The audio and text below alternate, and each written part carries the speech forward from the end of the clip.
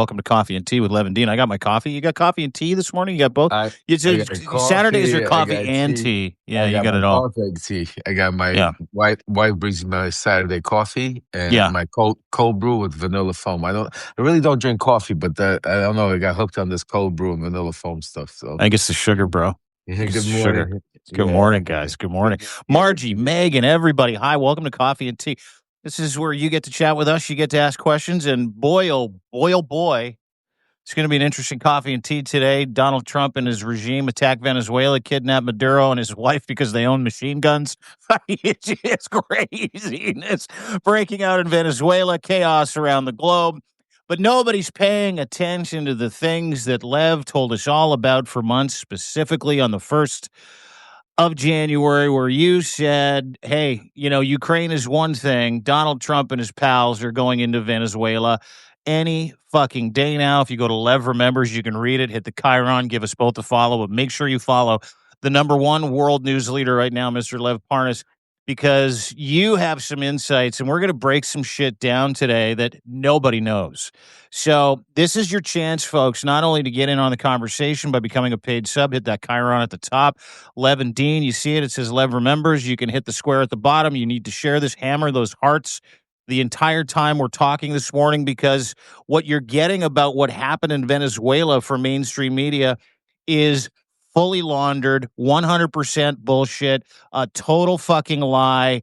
Lev Remembers has the real. He's been talking about this for months, and it's much worse than you think. Good morning, all. Where do you want to start, my friend? Because it happened, and you predicted it for months and then hammered it away again on New Year's Day. And once again, Lev Parnas and his crystal palantir comes true.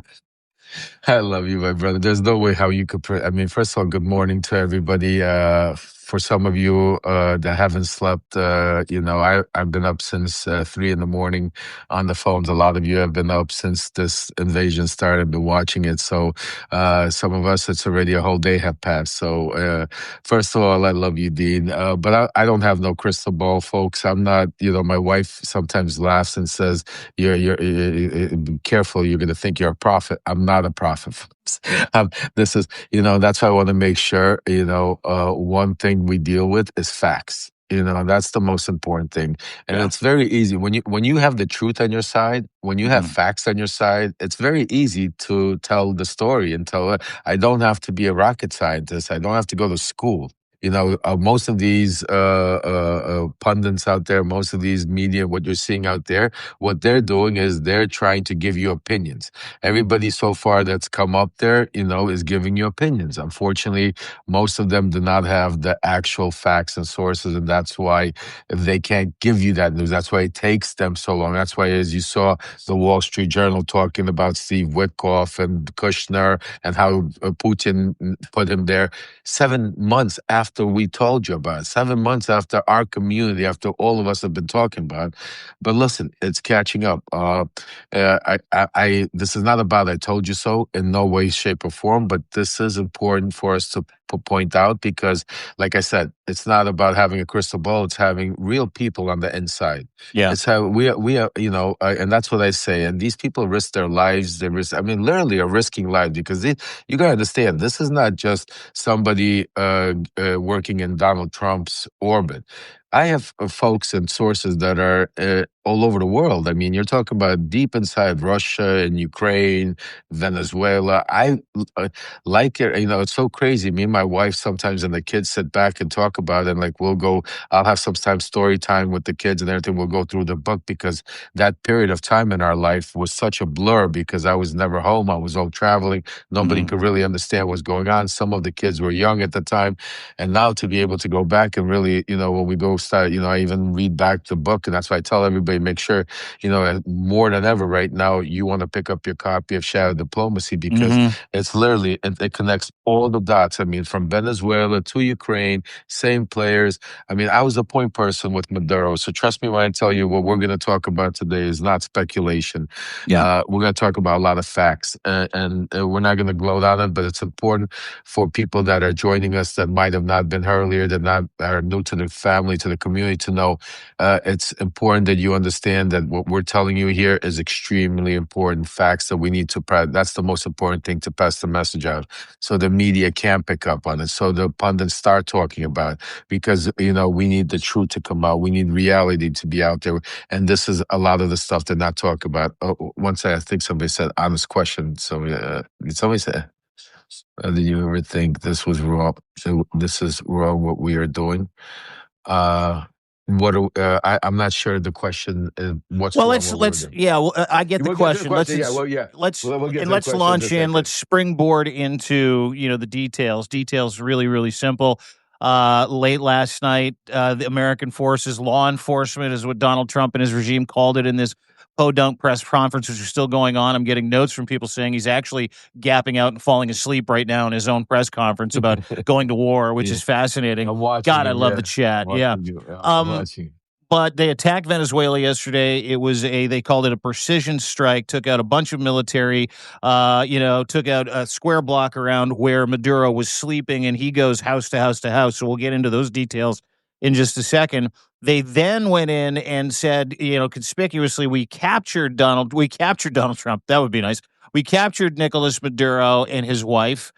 And we're going to get to some of the details and the excuses around the capture and the announcement of Nicolas Maduro, the former president of Venezuela, getting taken out of office yesterday in regime change. Which, again, we'll get to that and what that means.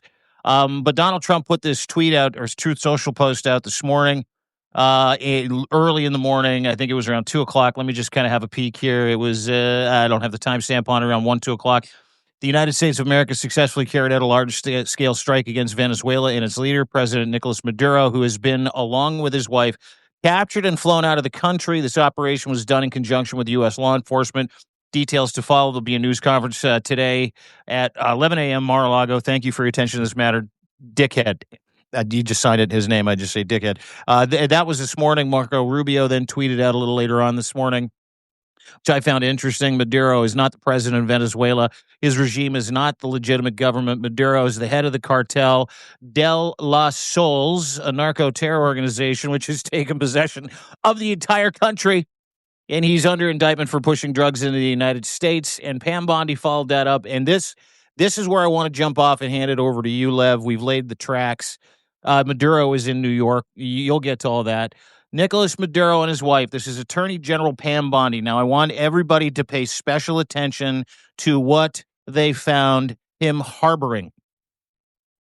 Nicolas Maduro and his wife, Celia Flores, have been indicted in the Southern District of New York. Nicolas Maduro has been charged with narco-terrorism conspiracy, sans proof, cocaine importation conspiracy, sans proof. That's French means without, sans. Possession of machine guns, Lev. And conspiracy to possess machine guns and destructive devices to use against the United States. A law that originated in 1934, by the way. They're applying it to a sovereign citizen in a sovereign country who happens to be the president. Lev, what the fuck happened and why? Well, we're going to get into it. First of all, we also got, folks, hit those heart buttons. We also have Malcolm Nance that's going to come up and join us and give us some insight. This is a real special report. We got a lot of breaking news. We're just getting into it. And so make sure to hit those hearts. You're not going to hear opinions or commentary. You're going to hear a lot of important information that is happening right now behind the scenes. So first of all, let's start off with this. I want to make it very clear. Nicolas Maduro is a bad dude. Nicolas Maduro is a narco-terrorist. Nicolas Maduro is somebody that does not belong. He's terrorized a lot of people. Nicolas Maduro needs to go down. This is why one of the reasons why Donald Trump had made it his passion of trying to take Nicolas Maduro down, because in his mind, this is a win. This is something that could distract from the Epstein files. This is something that gives him oil power. There's my man, Malcolm. Malcolm. I mean, you can't make this shit up. What brings us together on a Saturday morning, where we should be peacefully thinking about. But here we are, what we've been talking about. Dude, Malcolm started the podcast like this. He's like, he gets on the screen. Hey, Malcolm, how you doing, brother? He's like this. Ugh. God almighty. The funny thing is, I've been up since 2. And Dean, I'm in Montreal. I'm in the Laurentians. And where it was 0 degrees Fahrenheit, minus 18 degrees Celsius this morning. And I got up at 2 in the morning and something told me to check my phone. And I looked at my phone and the attacks had just started. But, here we are. It's exactly where I think my first Substack on this was in September. No, late August, where I said the coming war with Venezuela is about oil. It's not about drugs at all. And if you look at the indictment that was handed down against Maduro by Pam Bondi, the indictment mentions nothing about fentanyl, mentions nothing about oil, mentions nothing about it's the same indictment that Manuel Noriega got in 1990 about him being a narco lord. And I find the most fascinating part is how they have decided they added 2 weapons charges. Machine guns, bro. No. Machine guns and weapons of mass destruction. Mass destruction, yeah. And what it is, this administration has classified the manufacturing, transport, or possession of drugs as a weapons system that has been launched at the people of the United States, which I think these are the charges that'll get thrown out. I think that if they're going to lose in court, they're going to lose on that.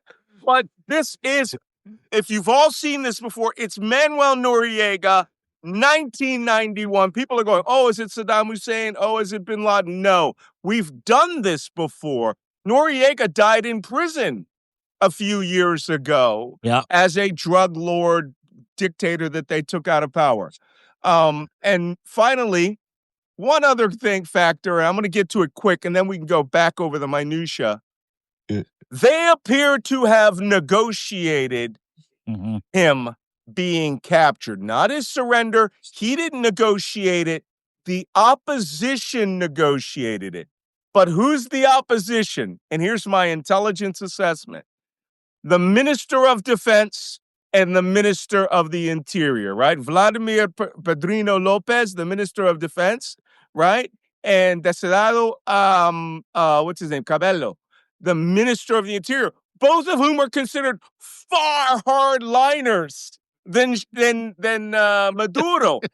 And so they likely had him captured, packaged, neutralized his Cuban security guards.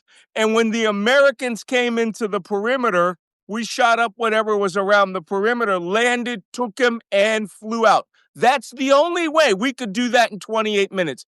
You don't think that this guy didn't have 100 men around that compound?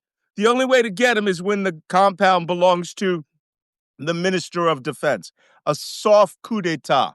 And we'll eventually find out that's what happened, because you can't tell me. I've been around all these special mission units, national mission units. We're good. Nobody's that good to go gun battling. I mean, how is this guy in his bed when 2,000-pound bombs are dropping literally everywhere? Right? Around his compound, Chinooks are flying in, gunships are shooting. This is one of the biggest. We're not sleeping, but he's sleeping. He was secured. This is my assessment. The Minister of Defense is the one who cut the deal that they're calling the opposition. And it's not for $50 million. $50 million's nothing. No. Nothing. He has control of every petrodollar in that state. He now can, whoever it is, whoever they left in power today, which right now appears to be both the Minister of Defense and the Minister of the Interior, they can actually make it worse for the Venezuelan public. But Trump only wanted one man, which means he's already negotiated the deal. Oh, right? Absolutely. Malcolm, you are... Oh, hold on. I got to get my popcorn. Get your I got this jam at Costco because I knew it was coming. Smart Pop is so good. I got a big bag of it too. I should go get it and listen to you guys. It's time to get your popcorn ready. Go on, let's Lev, hear you. Lev, let's go. What Tell do you me, know? Lev. Because this doesn't happen in a vacuum. Malcolm's 100% right. But you got Russia and you got China on the periphery. They met with Chinese diplomats hours before he was captured. So what do you know, dude? I mean, Malcolm is so on point. First of all, we can't see you, Dean. I don't know if it's a problem or you're I'll dump out. Re-invite me so you can get my camera. Okay, let me get Dean out and let's get Dean back. Just a little housekeeping because Dean, we need to see Dean's face on some of this stuff. Oh, I'm waiting to hear. I'm waiting to hear your analysis. I love it. Get Dean back. There he is. There you go, Dean. Look at these good-looking middle-aged gentlemen, huh? So let's start off with this. First of all, Malcolm's 100% right. Without the Minister of Defense and Minister of people on the inside, I don't care how good we are. I'm not a military guy, but the fact to go in there and to take him out like this while supposedly he's sleeping with bombs going off, that's theatrics. As we said, I wrote in my Substack today, this was all theatrics. This was all being played out a few weeks ago. You heard Malcolm went on his live feed. Actually, I remember talking about that they're going to attack literally Christmas time, by New Year's, around that time, any day. And I confirmed it, and I said, Malcolm, yes, I'm hearing it any day. Literally, January 1st, while people were celebrating New Year's, I got a call and I wrote in my Substack letter to everybody that literally the plan was on. It was coordinated by Dmitriev, Kushner, from Mar-a-Lago, and Witkoff, with Trump overseeing it, with Putin leading it, that they were going to start putting heavy assault on Ukraine, which you're not hearing about. Ukraine right now is getting decimated. Kherson region, Odessa, railroads. You want to say something? My guys in Ukraine took 2 Iskander missiles yesterday within 100 meters of them in downtown Kharkiv.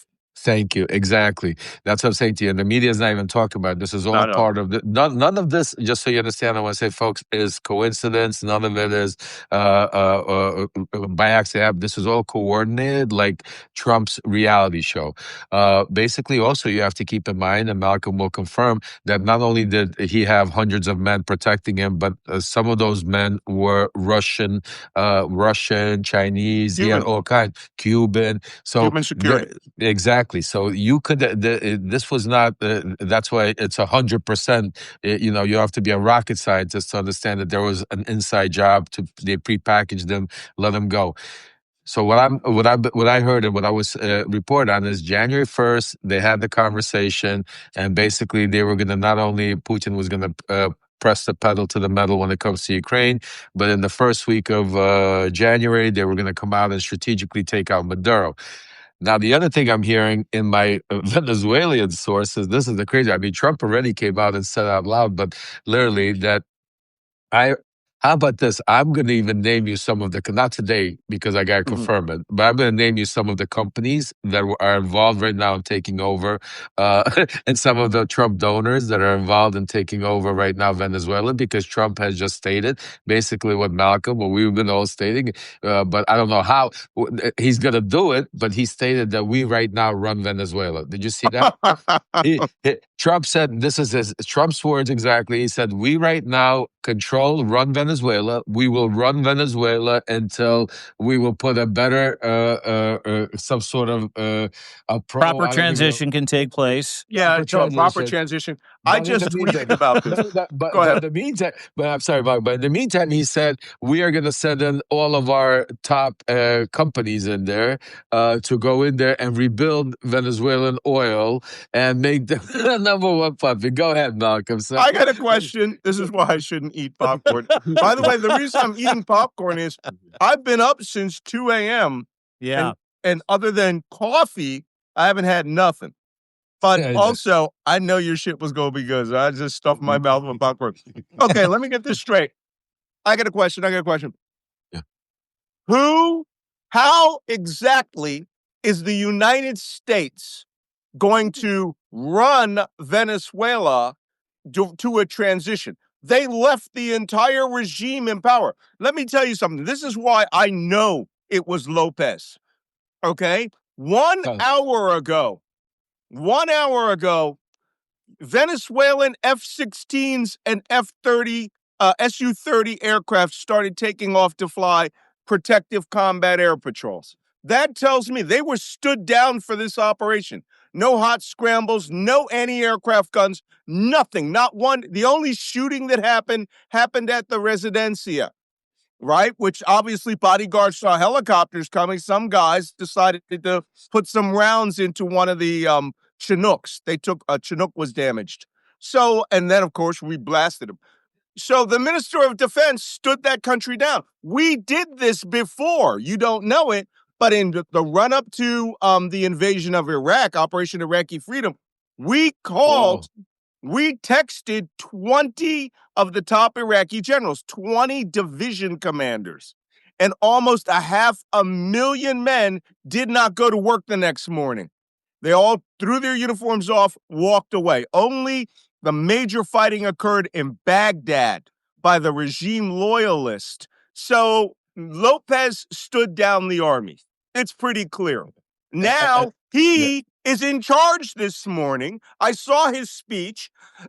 He has control of the army. You posted the speech. Yeah. He posted the speech. He says he's in charge of the army. The army is to now stop foreign invaders. So explain to me, Trump thinks he now owns whoever is in charge. And here's another kicker. If Trump thinks that he's coming back with the Marines, with the army, he was allowed in. We were allowed in. Okay? Yes. We have the capability to do that stuff. But let me tell you something. If that was the case, you would have destroyed the entire Air Force. You would have sank the entire Navy. You would have destroyed we would be doing airstrikes for the next 5 days. But he didn't. So he thinks he controls whoever controls the country. He came out and said it out loud on Fox News this morning. He said it in his speech. This is about oil and opening Venezuela up for the oil companies. So there you go. You're a fucking genius. The only thing I'm just gonna add to it, Malcolm, because I mean, first of all, folks, smash those hearts because the information you're getting here, you're not gonna get anywhere. Everybody else right now. Wait, are you saying CBS News and Barry Weiss aren't going to do an honest job reporting on the intentions of how this will fucking They are. happen? They're gonna go to a coffee house in Iowa, in a county that voted 95% Trump, and ask their opinion. Well, let me. That's what he said. He's going to start reporting for the simple Americans. Yes, sir. Yeah, absolutely. But let me add something more to it because it's even more deep. Because Malcolm's right that but the reason why Trump and somebody said out there nothing of this is new. Well, we're going to give you some stuff that's new because this is obviously we've been talking about it. You guys have been seeing it. Now you're seeing the attack. But the coordination that happened and what you're playing and what Malcolm said, who's running the country. First of all, these are part of the same drug trafficking regime. Like I said, so to take us back for a second is Maduro is a bad dude. Maduro is a narco terrorist. Maduro is made a lot of people suffer. So should Maduro be out? Absolutely, but not the way we did it. So we're going to get back to that in a second because that's why there's international law, sovereign countries, all type of stuff. Same thing is like Trump threatening Iran for people protesting the wrong way. I mean, shit like that just doesn't go down. This was a coordinated thing, and Maduro's people, like you said, sold them out. They are in coordination with the Russians. That is why Trump is gonna, when he says he has control of Venezuela, he has control of Venezuela through the Russians. He thinks right now, which again he's being played because again this is all part of behind the scenes. Moving the oil and Trump is they're trying to divide the nation. But again, these what I'm hearing from my sources is they're in coordination with the people that sold Maduro out, the generals, I love it, with the Russians right now are giving Trump. That's why he even said that they're ready for a second wave if needed be, but he doesn't think there's going to be need to be a second wave, and they're already in control. The people that are in control, like you said, are the people like that that are still around the country. So if Trump, in his way, is basically telegraphing and telling you that they have some sort of, he thinks, some sort of deal plan. So again, he's also showing you that it was never about the drugs, because these are the same drug narco terrorists that could continue to. If it was about the drugs, just like Malcolm said, they would have went and taken out all of them. They would have taken out. They wouldn't have just taken Maduro in. The reason why this was a strategic plan to take Maduro, Trump needs this for he thinks it's a huge win for the Latin American the community. optics. The optics of, because Maduro is a bad dude. You got people celebrating all over the streets in Florida, which, they have all the right to be because of process. So the optics of taking him out, but also the distraction from the Epstein files. Don't forget. It's also a huge way, it's a nothing burger, but now you got the media, you're going to watch this. They're going to bring him on a ship. They could have flew him in quickly, but they put him on a ship. They're going to bring him into New York. They're going to then figure out if he's going to be in New York or Florida. They're going to make this whole thing, Bondi, and it's all going to be a whole theatrics again to take out. Meanwhile, nothing's going to change in Venezuela. Nothing's going to change. If anything, you're going to see more of a corrupt system put in place, because you're going to see now Trump people and donors going to Venezuela. You already saw the Wall Street Journal breaking what we reported, that the Trump's donors through Witkoff and Kushner are talking about legitimizing Russian oil and Russian Nord Stream 2 and participate and maintain. And in Iran and China, this is the nucleus we've been all talking about. So the fact that this happened, A, nothing's going to change in Venezuela.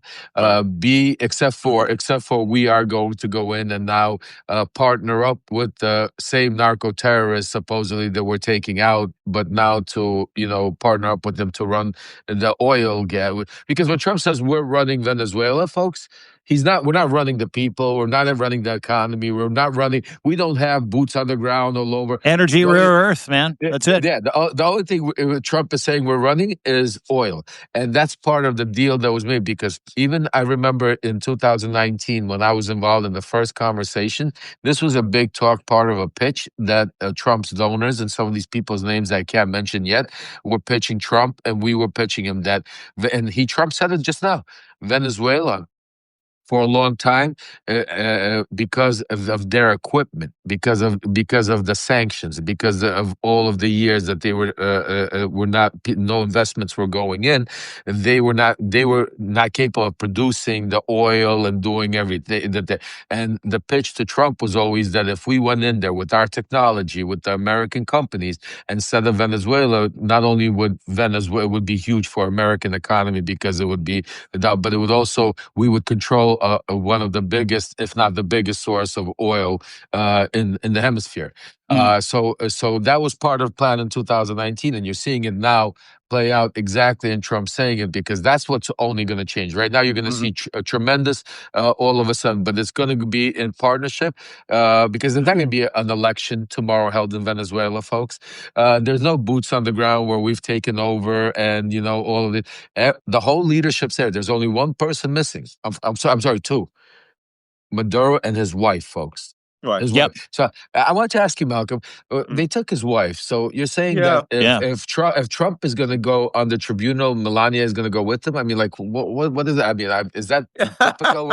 Is that typical where they take your wife with you? No, but she was actually a Chavez loyalist back when Hugo Chavez was around. She was a lawyer on his legal team before she hooked up with Maduro. And I just found it fascinating. She has not been charged with anything. No, they just kidnapped her. Yeah. Which tells you he that was charged in 2020, if I'm not mistaken, with almost everything that we've seen in these charges that they've alleged, right? So that's been 2020. Bad guy, get it. Chilia Flores just picked her up. Flores has been charged with nothing, but this is another indicator that there was a negotiated departure. Yeah, that's right. But he didn't negotiate this departure.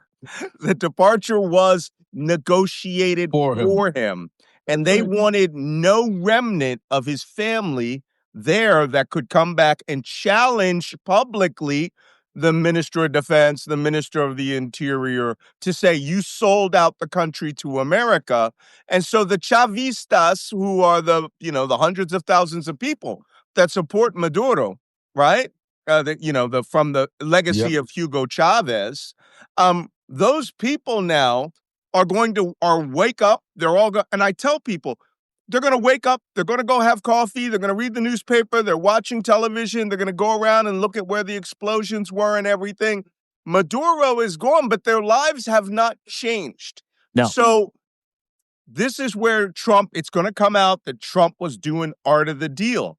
Now, I have to caution everybody, having been involved and collected on and supported soft coups before. This deal is only as good as the person you made it with. If tomorrow, Cabello, the Minister of the Interior, who controls the militias, who controls a lot of, all of Maduro, he's the enforcer. If he decides that Lopez, Padrino Lopez sold them out, he could wake up just as dead, or he could wake up deposed by junior colonels who side with him. Now we are in the Latin American cycle of coup, counter coup, coup, right? Mm-hmm. I'm just surprised that we didn't have like some major in the army. They went straight to the top. They offered him not money. They offered him probably immunity. They wouldn't do anything to him. We just want to get oil back on board, which leads this guy to think I'm going to make billions. Yeah. Right? What do I care about a $50 million reward? That's right. That he coordinated and cooperated with them. All of the evidence is pointing to that, right? The Russians need leverage. So their leverage is they now get to tell Trump, you can do what you want there. It's your sphere of influence, but you're going to give us what we want in our negotiations in Ukraine. Or we could just drop the dime that you cut this deal, right? So Trump loves, as you know, he loves the idea that he's done something other people can't do, and he's done it. Unfortunately now, if the welfare of the people on the ground, oh, by the way, Machado, if Maria Machado shows up back there, and she could be welcomed with open arms, she could be carrying her Nobel Prize back there, and they could kill her at the airport, right? Yeah. And say, well, it reminds me of that great line from Christopher Walken's movie, Dogs of War, right? Where Walken overthrows a government for this corporation. And he's sitting there and they bring in the African general that's going to take over. And the guy from the corporation comes in and says, wait, we bought this country. And Walken takes out the gun, shoots the guy and goes, buy it again.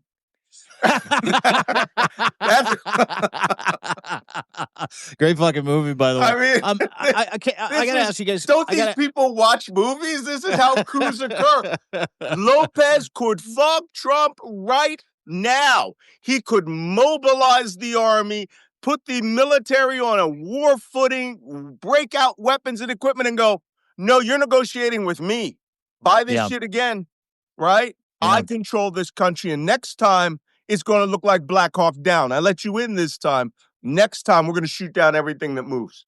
So I have a couple questions for both of you guys, because what you're doing is you're letting people on the inside of, the operational success thereof of what happened. You're talking about how it happened in 28 minutes. Malcolm, Lev, both of you guys are saying that this was pre-coordinated with Lopez in Venezuela, his defense secretary, the guy who's now in charge of the country.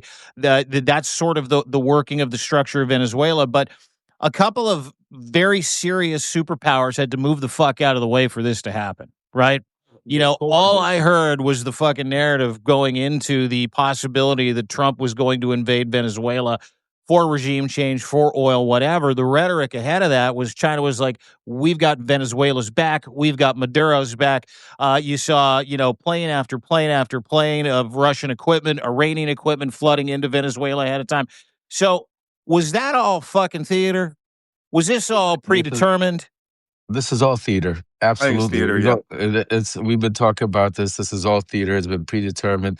Part of the stuff you're not hearing also is that Trump has said one of, I think, the oil tankers he's given to China, saying let China have some oil now.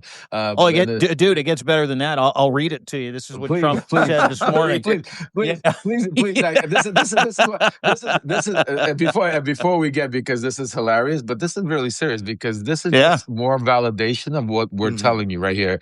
This is all coordinated, as you know. This is all serious between three major powerhouses. You have Russia, you have China, and America. But America not as a good guy. America wearing a dictatorship, authoritarianship hat in this global dissections. Go ahead. Yeah, I'm going to read this to you, and then I'm going to posit a question to both of you with similar comparisons. Okay, Indeed, before you go, I just want to say, well, we have a little over 2,000 people right now. It's keep hitting those hearts, because we're just getting started. A lot of breaking news for all of you paid subscribers. You know, this is your time. If you have any questions for me, Malcolm, Dean, please put it in there. Dean will ask it. Also, later on, today will be an extended version. So later on, we will go more questions, bring you up. But while we have Malcolm, as long as we have him, I want to make sure, because this is a special edition, breaking news. You're getting information from people that really are not just pundits, but lived it, know it, and that's why it's important. Go ahead, Dean. I'm sorry. Yeah, no, don't be sorry. No, I'm glad you laid that out. And last before least, make sure you hit that little Chiron up there and cross-pollinate. It's very important right now because of what we're doing in the new year. You know, as I've been telling you, we're no longer just talking. We're taking talk and turning into action. We're going out there and we're taking our democracy back. So very important. Hit that little purple or gray or whatever color it is up there in the left corner. You see Dean, Lev, Malcolm, the Black Spy. Make sure you subscribe. Subscriptions are for free, but make sure that algorithms, they make sure they expand to our voices. And those of you that can, become paid subscribers, because we don't do this for fun on a Saturday. We don't have paywalls. We're doing this because we're trying to save our democracy, and your support allows us to do it. So God bless each and every one of you. Now let's rock and roll, Dean. Okay, buddy. All right, I appreciate you. Tell us what this made. You can say we're not doing this for fun, but I'm on a Saturday with my man Malcolm and Lev. It's just a great time. Don't worry about it. But to your point, people had to move aside. So China rhetoric, we're going to bomb America. We're going to help Venezuela. This morning, this is an hour and a half ago, just in, President Trump said China will get Venezuelan oil due to his, quote, great relationship with President Xi. I mean, so there's that. But listen, is Venezuela, or is America to Venezuela what Russia is to Ukraine and what China is to Taiwan at the moment? I mean, are these just three properties that each one of these dickheads want? Get on the phone. Guys, listen, here's what we're going to do. Is that what we're looking at? Is everybody moving aside for the empirical dreams of each individual leader of each one of these axes of evil? Sorry to call your country that, but that's the way that your president's taking it right now. Hey, by the way, I wrote a book called The Plot to Destroy Democracy, how Putin and his spies, cyber spies, are dismantling the West, right? I called it the axis of autocrats. That's what's going on here, and it's a global phenomenon. I'll go ahead and let Lev answer that question, but this is not U.S. to Venezuela is Russia to Ukraine. That would be the U.S. invading Canada or Greenland. That's right. Right, and he's threatened both. So, but this is just an hors d'oeuvre. But the problem, I just find it hilarious that he actually thinks he can control what goes on in that country without one American soldier on the ground. It's hilarious. I mean, if it wasn't so serious, it would be, like I said, we wouldn't believe that this is really happening. But Malcolm's right. This is a little different than Ukraine to Russia, because remember, Putin wants to bring back the Soviet Union. He wants to take over strategically land and also, oil, minerals, but also the imperial Eastern European bloc of gas and oil. For Donald Trump, it's more literally strategically oil. I mean, right now, the way he's looking at it is like he's really looking at, because, remember, his whole platform is making gas prices cheaper, doing all and the three right now that we've been talking about for months and months and months since he's come into power, from the shadow fleets, even to think about what transpired the past couple of weeks. We were chasing a Venezuelan ship. And then all of a sudden they changed flags and said we're not longer. Ain't it a Russian? We're put a Russian flag, and we stopped. We stopped chasing it. I mean, like, It's a joke. That's what I'm saying to you. I just want you to understand. It's like, if you look at these little things, I know we laugh at, but it's. I mean, this is reality. And all of a sudden we stop chasing it because now Russian. Today, what do we watch play out? I mean, if you take a look at, take away all of the real things and look at what really happened. Maduro is very defiant. He tells Trump to go screw himself. Why? Because he's getting China, Russia's telling him, we got you, brings in more supports, Cuba's behind him, his own people behind him. He's all defiant. Goes out there, meets a Chinese delegation. The Chinese, this is a very important part. The Chinese delegation doesn't even leave. Think about it. They're still there. They met with him hours before he got picked up. This is very important. And Malcolm will tell you, because, if there was a real attack, we would have warned China. I mean, there would have been some, because could have been, think about it, if we all of a sudden wiped out the Chinese delegation while we're trying to take Maduro. This would be, we'll let Malcolm answer. So all of this was really planned strategically, worked out, and it started January 1st with those phone calls to put into play to be able to right now, because what's happening, folks, on January 5th? January 5th, the Congress is coming back into session. And what is the number one thing on the plate that's right now destroying all of MAGA, all of Trump, all of everything? It is the Epstein fund. Thank you, boys. Thank you so much for that. And that's why you're seeing this play out today. And that's why, like Malcolm said, if we were really going in there to change something, we would have went in there, blew out their whole army. We could have, you would have seen a real, like, a strike go out there and take it out. This was strategically, and we've been talking about it, because all Trump needed is the press releases. He got Maduro. So think about it. He got the picture of Maduro in handcuffs being led away from the plane. I mean, that was it. That was why he did it. Right. Yeah. Now he's going to run with it for the next couple of months. He thinks, yeah, go ahead, Malcolm, go ahead. I find it fascinating that Trump, here's what he's going to do, because I got this from you and talking to you and Michael. He's going to literally say, I shit you not, that the drug war is over. Yeah. Don't be drinking as I'm starting this, because you're going to spit it out. All right. The drug war is over. They got the kingpin who is responsible for what he called 300,000 deaths per year. Right? And, and it's amazing, because I went and did some statistics. In 2023, the last year that they gained the statistics, 72,600 deaths in the United States from overdoses were fentanyl. Right? Fentanyl. Yep. 22,000 of overdoses, gang violence, whatever you want to call it, came from cocaine. Right? Fentanyl comes from Mexico and China. And in his remarks, he made comments like, well, we may have to do something about Mexico.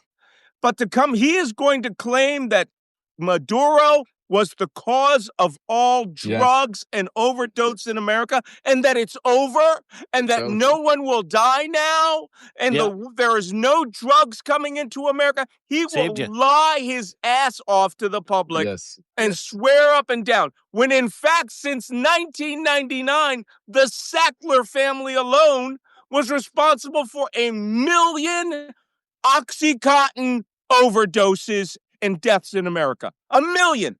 Are you seeing us launch Tomahawk missiles into freaking Ohio or Indiana or wherever it is that those people are?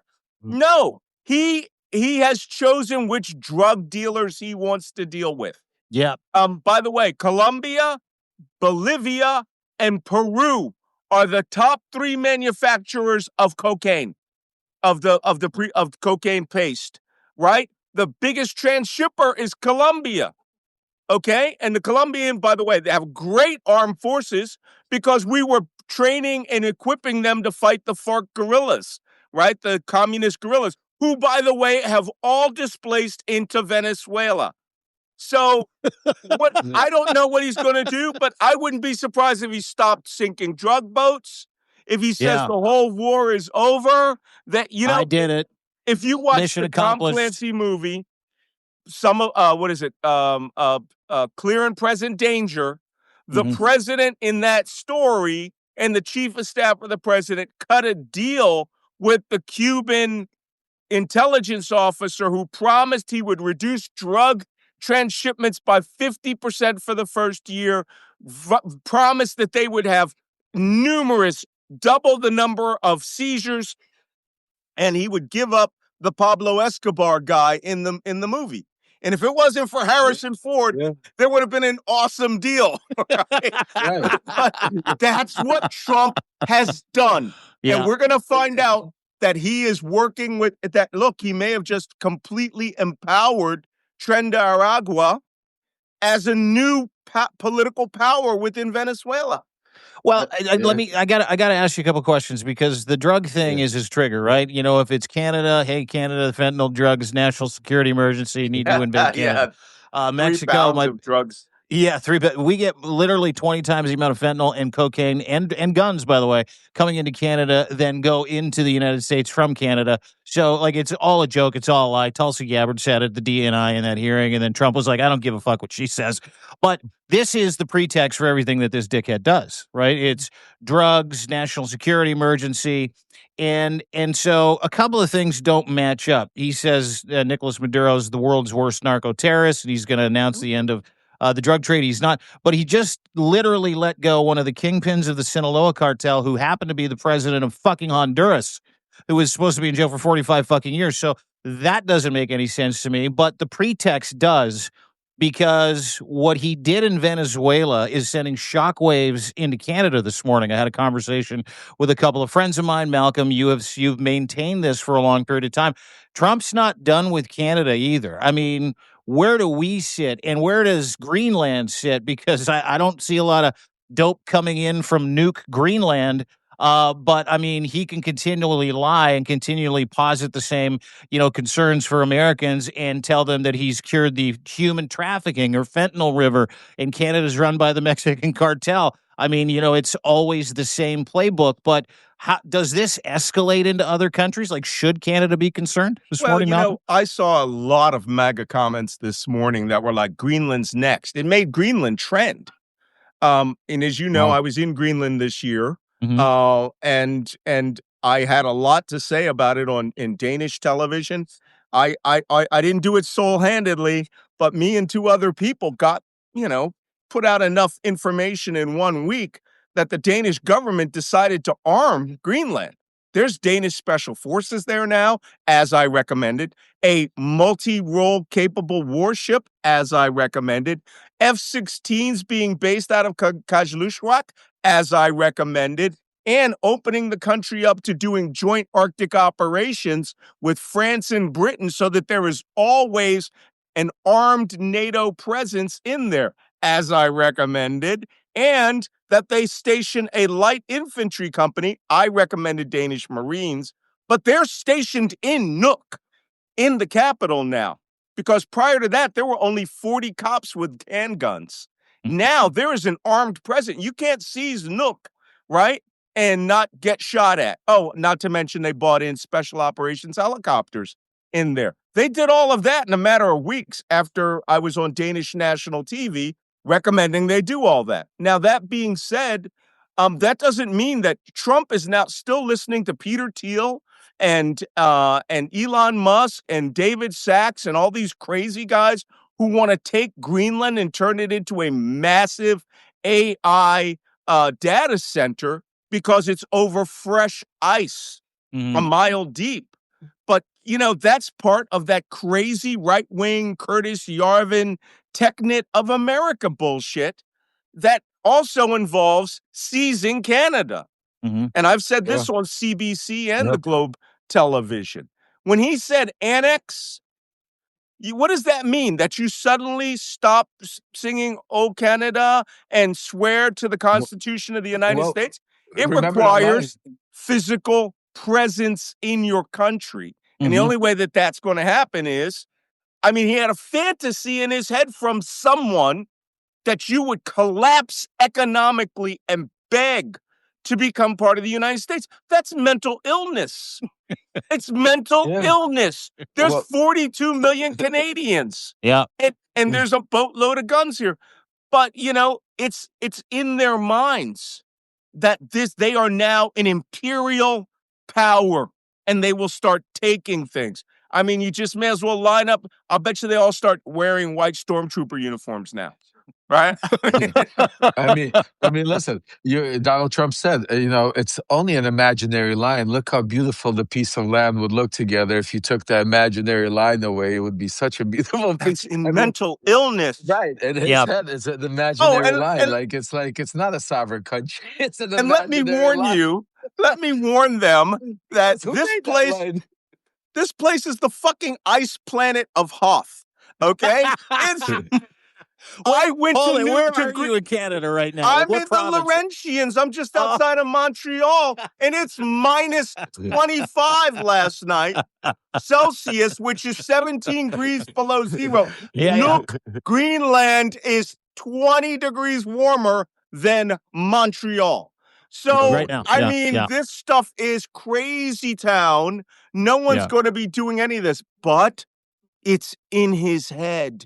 And when that first meeting, when Trudeau came back and said, these fuckers are serious about invading Canada. He didn't use the word invasion. He used annexation. But how do you annex Canada without invading?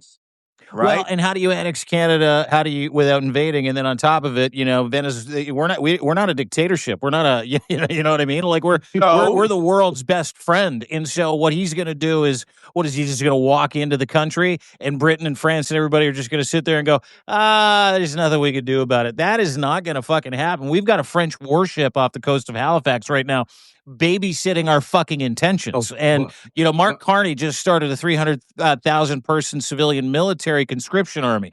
Mark Carney is also trying very desperately to get people to buy into the idea that here in Canada, you need to take it seriously. That, you know, between what's going on in Alaska, what's going on to the south of us, to the north of us, what's going on in the Arctic. I mean, the push for Mark Carney and the rest of the military and our unity is all in the Arctic, but it's in our fucking borders, and we've never had any threats at our fucking borders until now.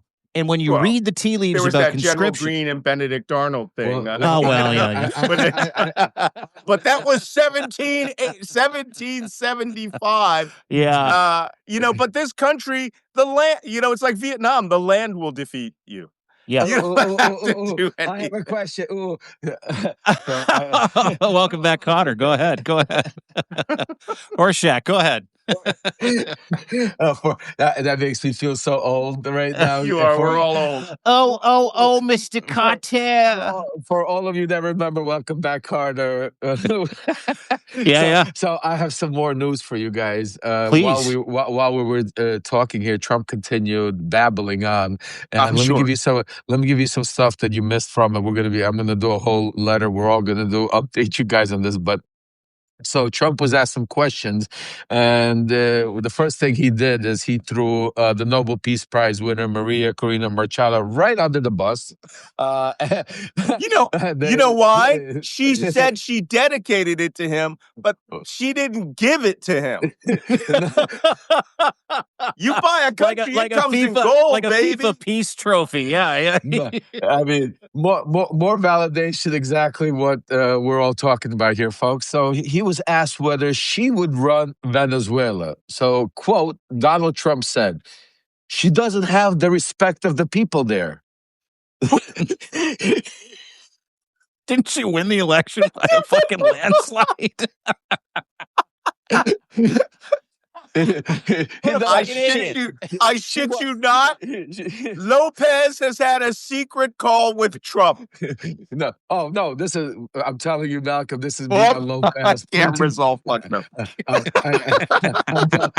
I'm telling you, this is when this shit gets uncovered. She doesn't have the respect. Boom. She doesn't. So let us continue. Yeah, please.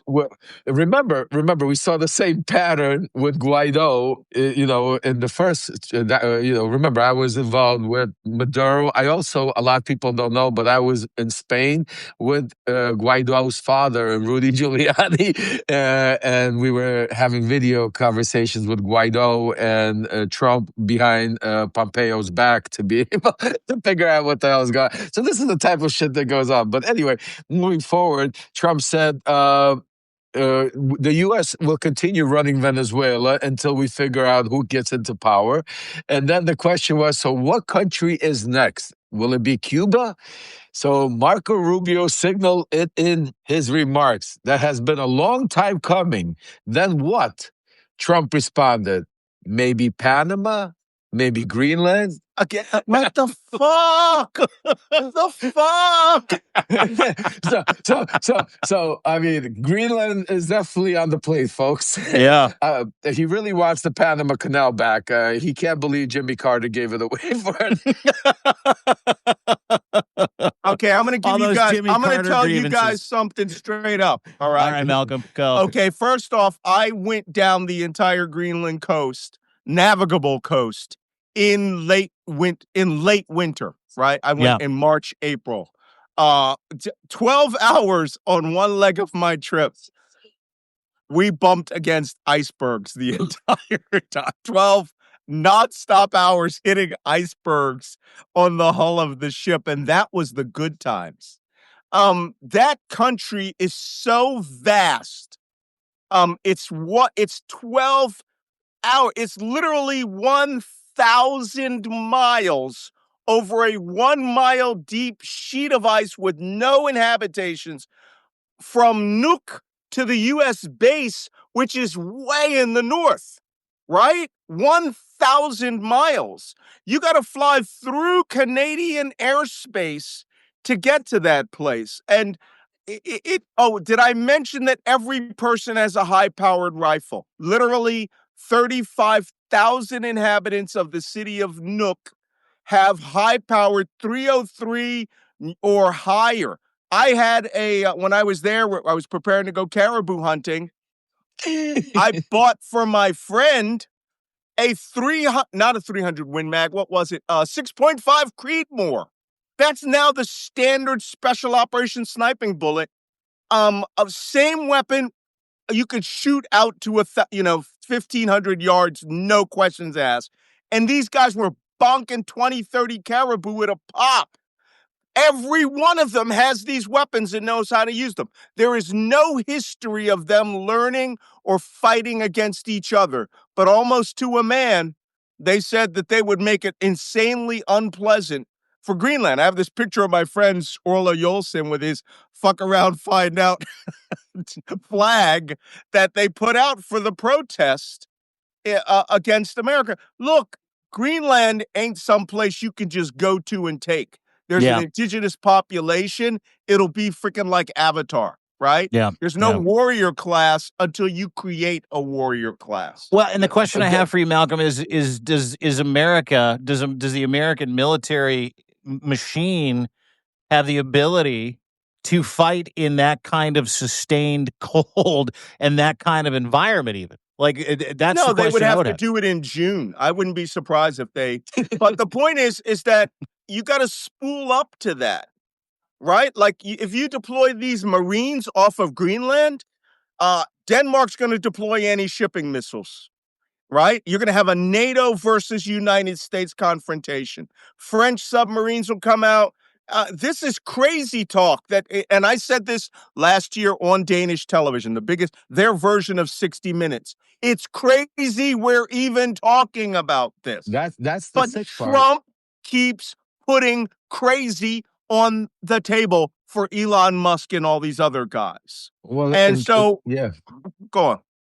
No, I was gonna say crazy, and I'm sorry to interrupt you. This is the new world we live in. The crazy with a capital K. is the capital K, and maybe 3 of them. It's in reality. And I want to make sure. I just want to give a little bit of housekeeping quickly. We have about 3,000 people here. Everybody, make sure go out there and hit that little Chiron, cross pollinate. Make sure subscribe to Malcolm, Dean, myself. The information today is a special coffee and tea with Lev and Dean. Usually it's a lot more relaxed, but today we have a lot of breaking news. We haven't slept all night. We have Trump invaded Venezuela and kidnapped the president and his wife. It's a very special coffee and tea. It's a special coffee and tea. Nothing crazy. A regular Saturday morning. But I want to make sure to just give you a heads up. We are going to have the full. We're going to prolong it after because Malcolm is giving us some special time. Once Malcolm's done, we'll bring you guys up with questions and stuff. Yeah. And we will talk about before you go. The one thing I do want to talk about is something else. So broke about, which we will talk about today, is Trump's health. The one thing that he looked terrible this morning. Low energy, stumbling, couldn't finish the fucking situation room, eating donuts. I've never seen anything like it. Well, I just want to tell you guys, and for those of you that have not, make sure go yesterday, last night, literally at 11 o'clock at night, after getting off the phone with some of my sources, I wrote about Trump's health and what is going on. First of all, the fact that they have not been talking about it. I couldn't get anybody to leak. They would leak anything, but literally nobody would talk about his health, was giving me first a little insight that there was something going on. Then I got some news that he was getting IV being put in, and that's why you're seeing the black and blues. Then what's it called? We were hearing about you start seeing all of his dementia. I mean, the way he's been talking, people talk about dementia. And then I had, some of my subscribers on, and they were talking about, some of them are professional doctors, and in the back, and they were talking about some of this stuff, this experimental, drugs that are being used and stuff like that. So I made some phone calls, looked into it, spoke to some of my sources, and, so we're not going to diagnose him, but what some of them are saying, it looks like that he is getting IV infusion drugs. Some either something called Kisunula. Kinsula is the name of the drug. Donanemab or Lexanamab. I'm not good with the pronunciation. Okay. But these are medications that are not casual treatments, folks, and it connects the dots because one of the part when you take these drugs, they require regular infusions, which is why we're seeing the black and blues, but also careful monitoring and MRI oversight because of the neurological. Every 3 months. Every 3 months. So now it connects the dots. They also, the side effects, it talks about confusion, worsening cognitive, sometimes temporarily, sometimes longer, personality, behavior changes, disinhibition, impulse control, memory loss, mood swing. I mean, everything we've been watching play out in the past 3, 4, 5 months, or as long that once we started seeing the major notices of those blood clots on his hand, we've been looking into it. So his health is definitely, and that is why also, Wajahid Ali, when we do the left hook with Waj, he keeps mentioning all the time, Lev, what's with his health? What's with his health? And he keeps saying, I'm going to give it to him.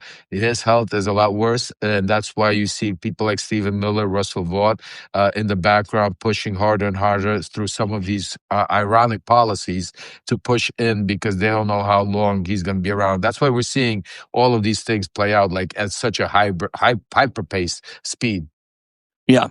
Malcolm, Lev, thanks. I appreciate that because what you've done is you've given credence to something that we all knew. It's almost like the Venezuela thing or the Russia abandoning Ukraine thing. Words never match works, and our eyes don't lie. What we see is what we see. And every medical professional I've talked to, including a doctor who actually works specifically with geriatric patients, said indeed that's a drug probably called Kinsula. Kinsula has to be administered on a regular basis, and you will experience severe bruising because of it, and then they'll have to move hands. If you've noticed, Trump's left hand is now the injection site.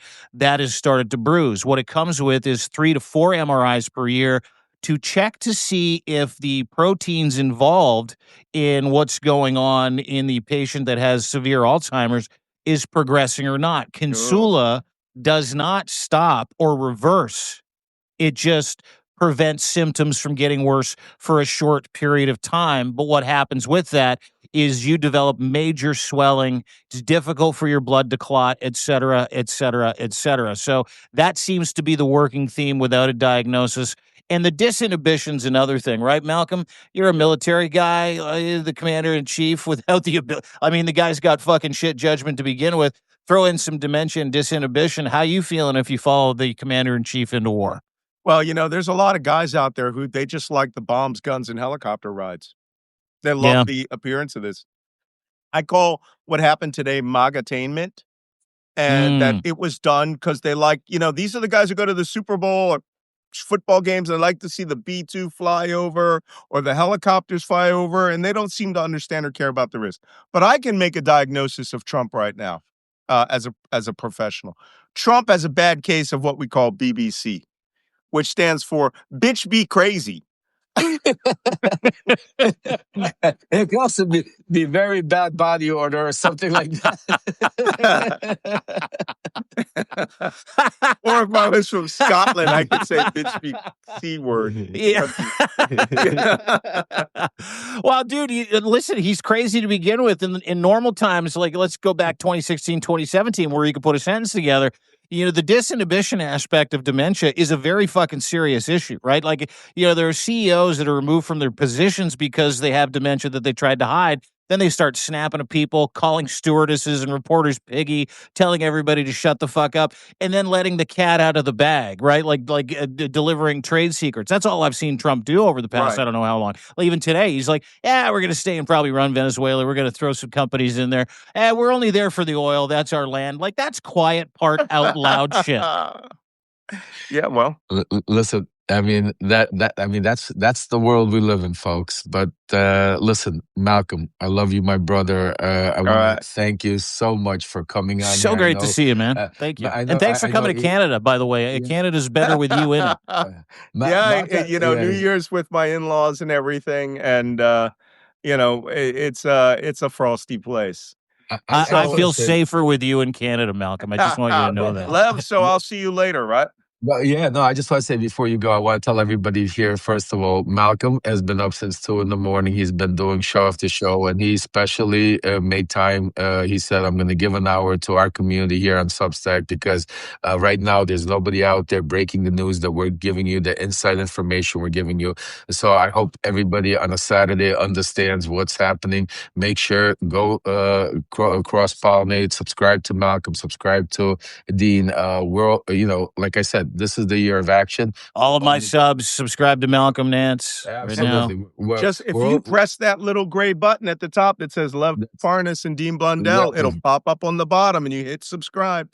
Boom. All three of them. And just like that, you're there. And believe me, the information you're gonna get is you're not gonna get anywhere else.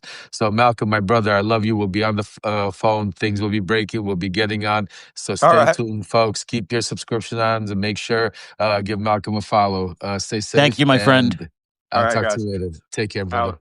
Bye. There you go.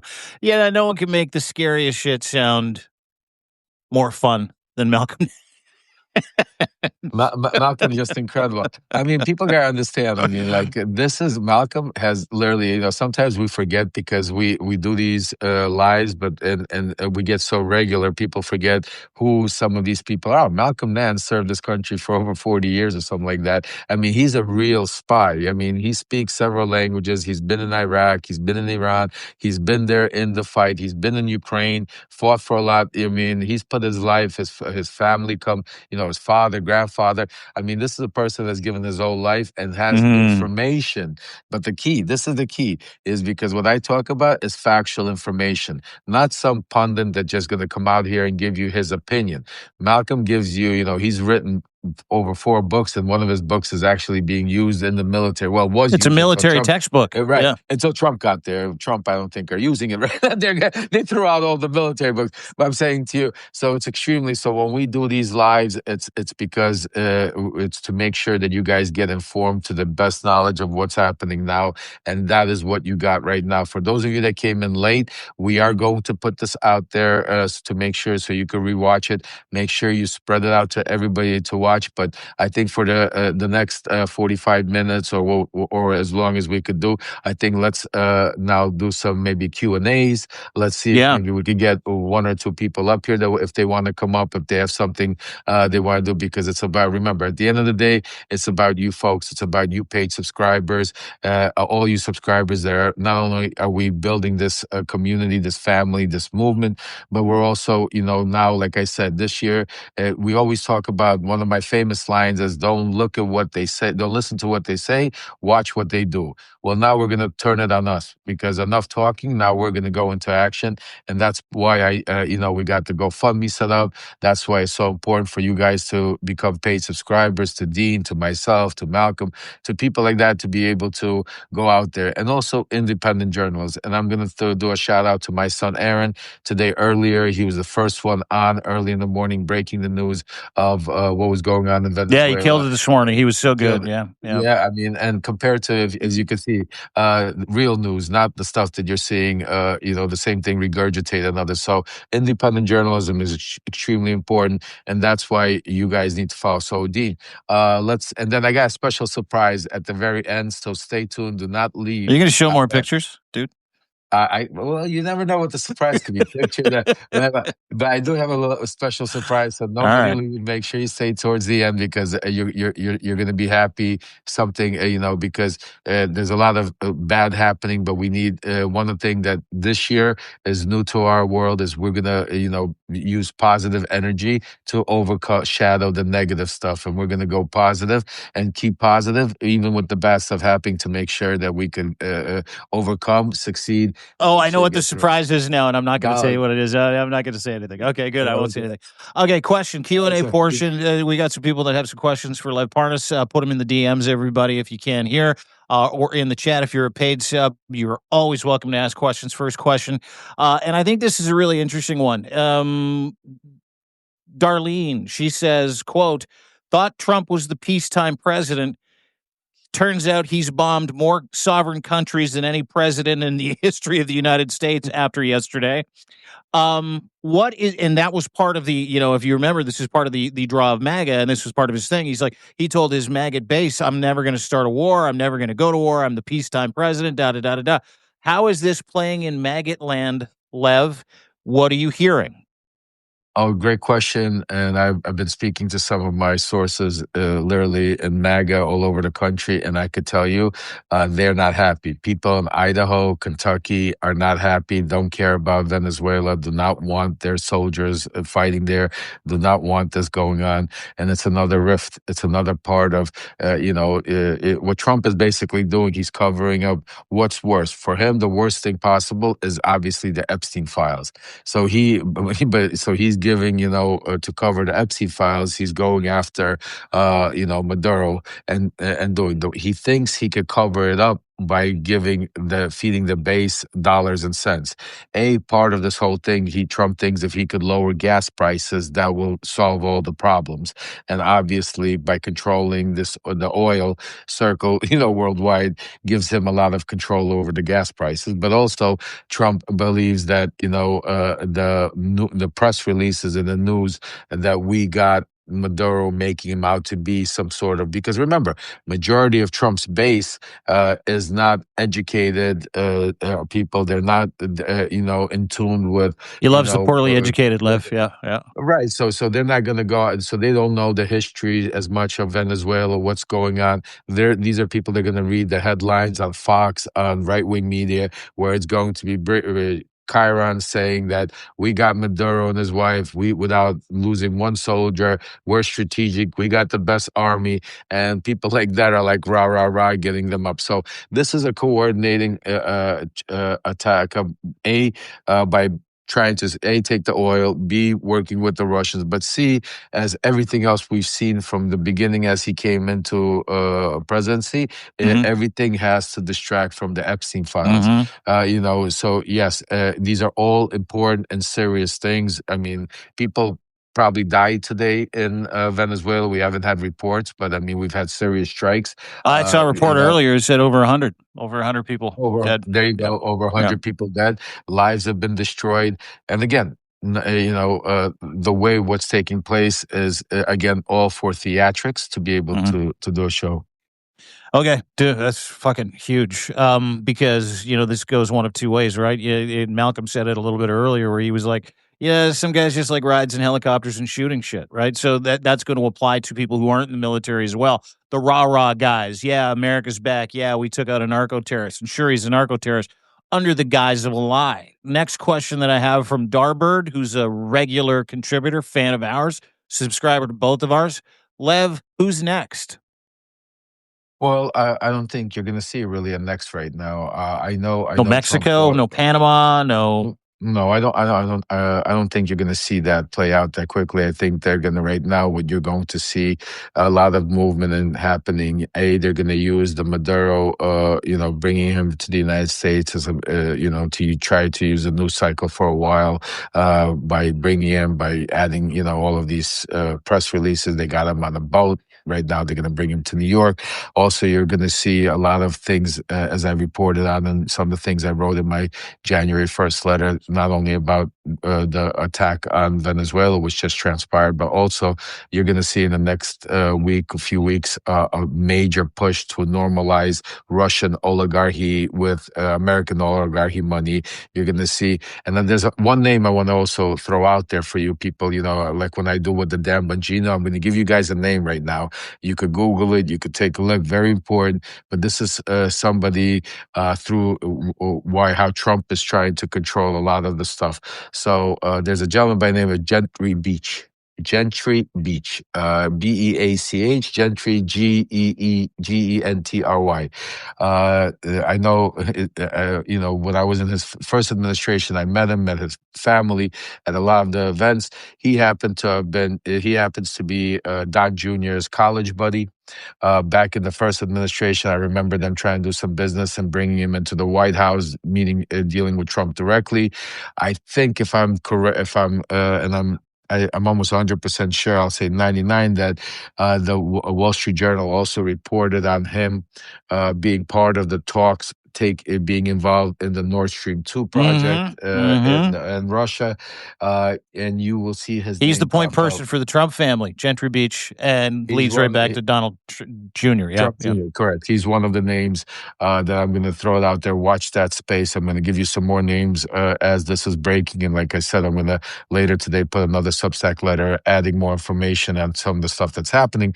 But Gentry Beach is part. This is another major way of them taking over. You'll see names also like my ex-partner Harry Sargent, somebody that was involved in the first. Maduro used to call him his nephew.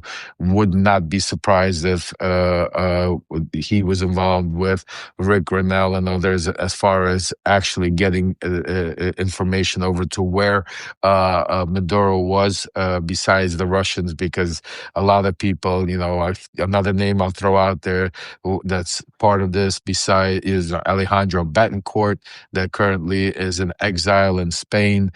Used to be support Maduro after Chavez, then flipped sides and started supporting Guaido, and that's whose castle me and Rudy were at when we were meeting with Guaido's father back in Spain back in the first administration. So there's a lot of moving parts right now. There's a lot more happening with what's going on with Venezuela.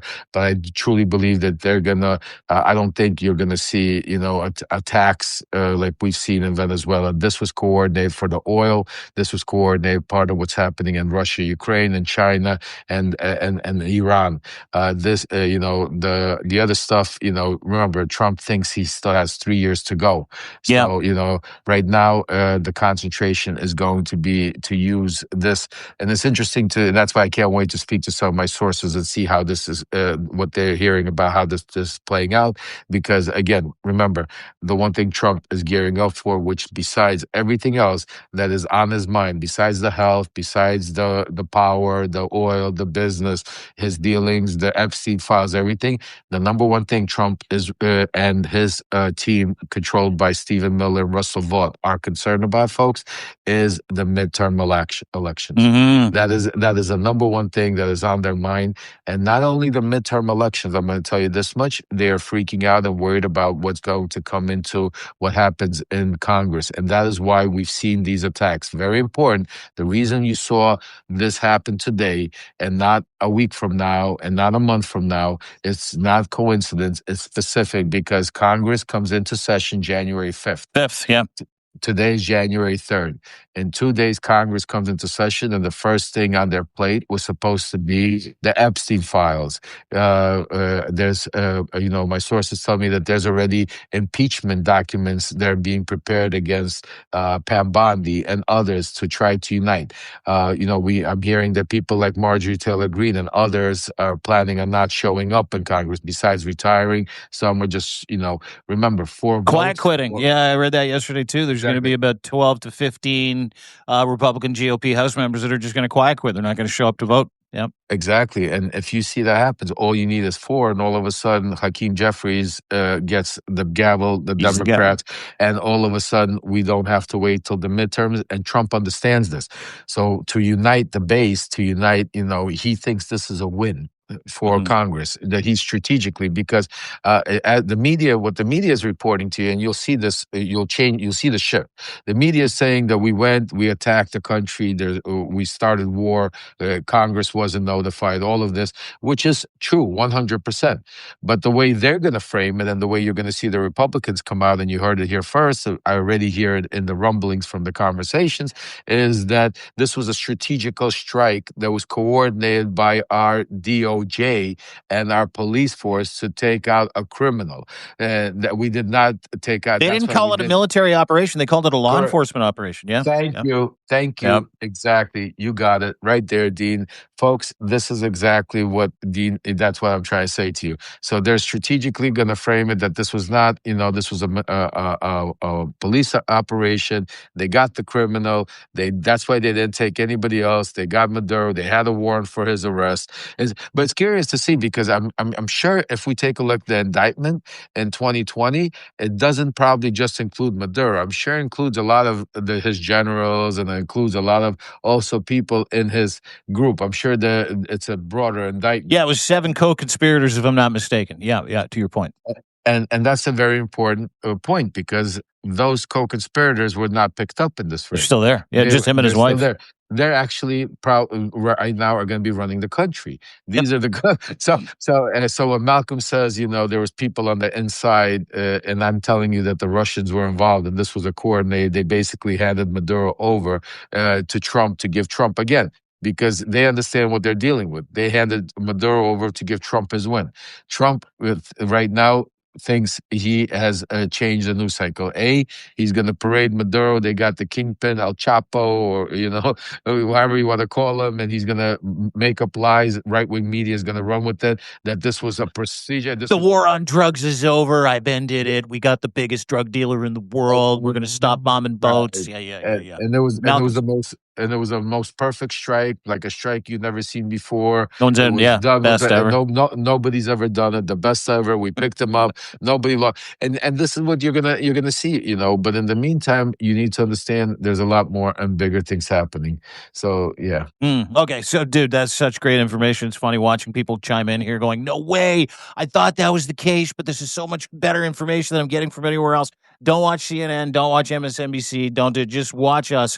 Watch Aaron. Watch us. Watch Lev. Watch Malcolm. Just listen to us. Question. This is about Devin Nunes. And Michael says, hey, what's Devin Nunes' deal? And I think what he's referring to, if I'm not mistaken, is 3 days ago, Devin Nunes and Truth Social, he's in charge of Truth Social, took control of a company called Blue Water Acquisition Corp. 3. Weeks after the bid, $10 billion for Citgo, Venezuela's state-owned oil giant. Investigative journalist Wendy Siegelman broke the story. The timeline is damning. November, Nunez takes over Blue Water. December, went heavily into bidding in Venezuela. Trump bombs Venezuela, kills hundreds under the cover of narco-terrorism, and now they get, oh yeah, well, dude, let's talk about Blue Water acquisition. Let's talk about that shadow diplomacy. Let's talk about how Devin Nunez took a defunct, broke Truth Social Media and did a $10 billion deal for an oil company that had a bid that hinged on it being approved in Venezuela that wasn't approved. Last night, of course, the United States bombs Venezuela, takes Maduro out. I find this curious, Mr. Parnas. Not curious at all to me. I mean, it plays in exactly. This is a continuation. That's why I keep bringing up the book. For those of you that don't know, I worked for Devin Nunez. Devin Nunez used to be the chair of the Judiciary Committee in Trump's first administration. He was a congressman from California. And Devin Nunez had a right hand and a left hand. To his two aides was Derek Harvey, who I personally worked for in the investigate while Nunez was investigating Ukraine, and the other dingbat was Kash Patel, who you see did the midnight run, and now he's the head of the FBI. Devin Nunez got rewarded for his craziness and basically being loyal to Trump and pretending he didn't know me. Blowing up the whole impeachment. For those of you that don't know, I'll give you a funny story because a lot of time has passed. We'll do a little mini story time with Lev. I like it. A little mini story time with Lev. Recommend, definitely go get, because there's a lot of stories like that, and this is truth. This is not some fiction that I'm telling you. So Devin Nunez, Devin Nunez was working with me, with Rudy Giuliani, with all of us behind the scenes to be able to prove this whole Hunter Biden and push the Russian disinformation campaign. When I got arrested, nobody knew because this was happening behind the scenes. But Devin Nunez wrote all these letters to the FBI and the DOJ saying that I'm a liar, don't listen to what I say, that he's the head of the House Judiciary Committee, that I need to be put away, and it made this whole thing about. Then Devin Nunez proceeded to sue me, CNN, and Vicky Ward for over $300 million. Which he ended up losing. We got thrown because he said I was a liar, that he doesn't know who I am. Okay. And this is getting interesting because, he keeps saying that he doesn't know who I am. I'm a liar, all these to discredit me. So now, folks, let's fast forward it. And I'm going to put it in my next letter because a lot of you, I'm sure, don't remember it or didn't see it, but I ask of you, please go Google it after you're done, or right now, go Google Devin Nunez during Trump's impeachment, when he says he doesn't know who Lev Parnas is, and the next chain of events happened. So the first chain of events happened was with Eric Swalwell putting into record a Daily Beast article about how I blow up Devin Nunez's whole lies. But then something more interesting happens. All of a sudden, Adam Schiff comes out one day as Devin Nunez, the House Judiciary Committee, is sitting there, the head of this, saying that Lev Parnas, I don't know who he is a crook. Adam Schiff. Nunez, his exact words were, Nunez later confirmed he did meet you once, quote, in an odd random conversation. but before we get to that, so all of a sudden Adam Schiff comes out standing behind them. This is the impeachment of Donald Trump. He picks up a piece of paper, and you know what's on the piece of paper, folks? They subpoenaed Nunez's phone records. They subpoenaed the House, and you know what are the records? They asked him, they said, how do you not know Mr. Parnas if you have a 10-minute conversation with Mr. Parnas? Then all of a sudden, after you hung up on him, you call the White House. You have a 2-minute conversation with the White House. Then you call Rudy Giuliani. You have a 1.5-minute conversation with Giuliani. And then you call back Mr. Parnas, and you have another minute and a half conversation with Mr. Parnas. So you, Lev Parnas, Rudy Giuliani, Donald Trump in the White House have this phone records of you guys speaking for like 20 minutes in this period of time. And so, so Devin Nunes' response was saying, a lot of people call me. Oh, the crazy part is he said they're so stupid. My phone was registered under my wife's name. So they thought they had this I gotcha moment. So this idiot goes on Fox News, and this is all on Google. So all of you could go watch or read it here. He goes on Fox TV and says, it wasn't Lev Parnas that called me. It was Svetlana Parnas, Lev's wife, called me, and a lot of constituents called me.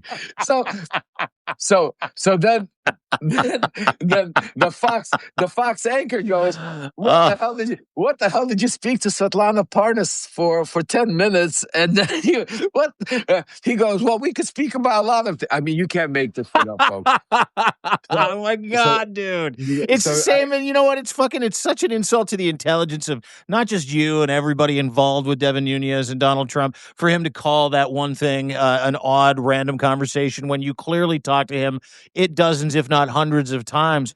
But it is the same MO with Trump, right? Epstein. I take a lot of pictures with thousands of people, and then they're like, Trump, hey, you knew Lev Parnas. So there's like hundreds of pictures and videos. And he goes, I take pictures with thousands of people. It's like the one thing that every time I know he's guilty, he says the same thing, and it's like it's literally MAGA has lined up behind that excuse. Well, I don't know. I talked to a lot of people. I couldn't tell you. I take a lot of pictures with a lot of people. I couldn't tell you.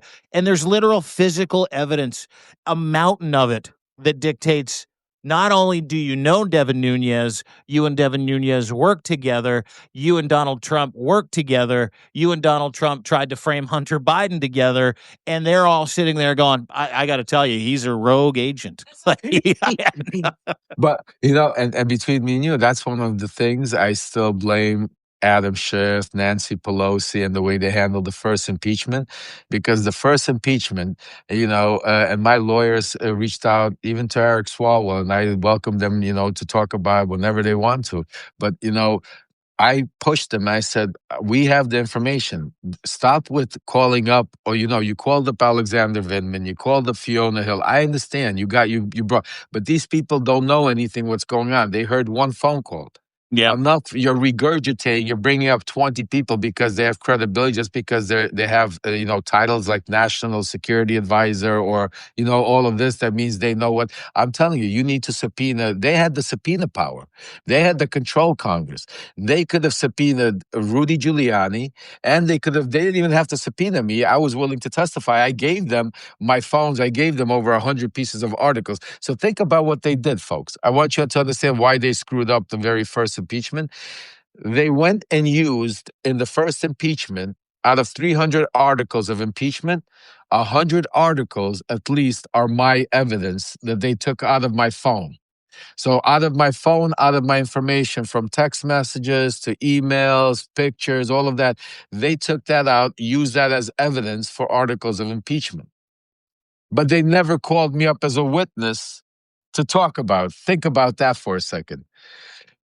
So this is why I'm saying there's a lot more to this story than meets the eye, and that's why I'm saying to you, there'll come a time and a place where we're going to go over all of this. Why Donald Trump is here to even begin with, because he should never be, in office. He should have been impeached in the very first one.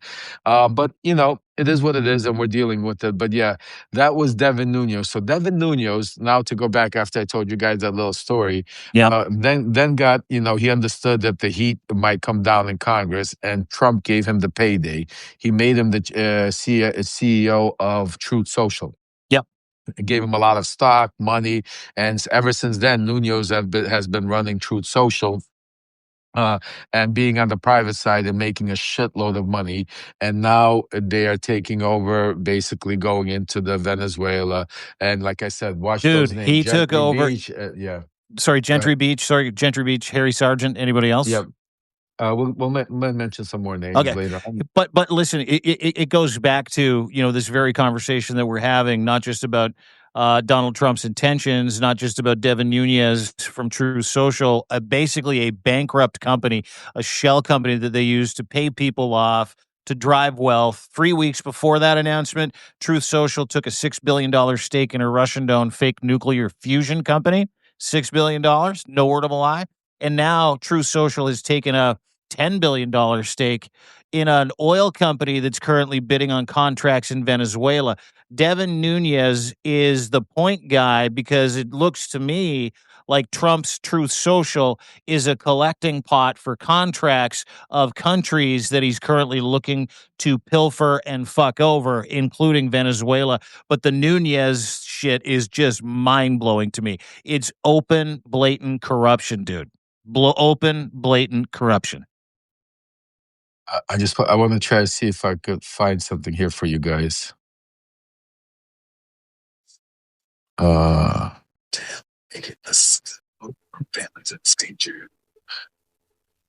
So this is, folks. I'm gonna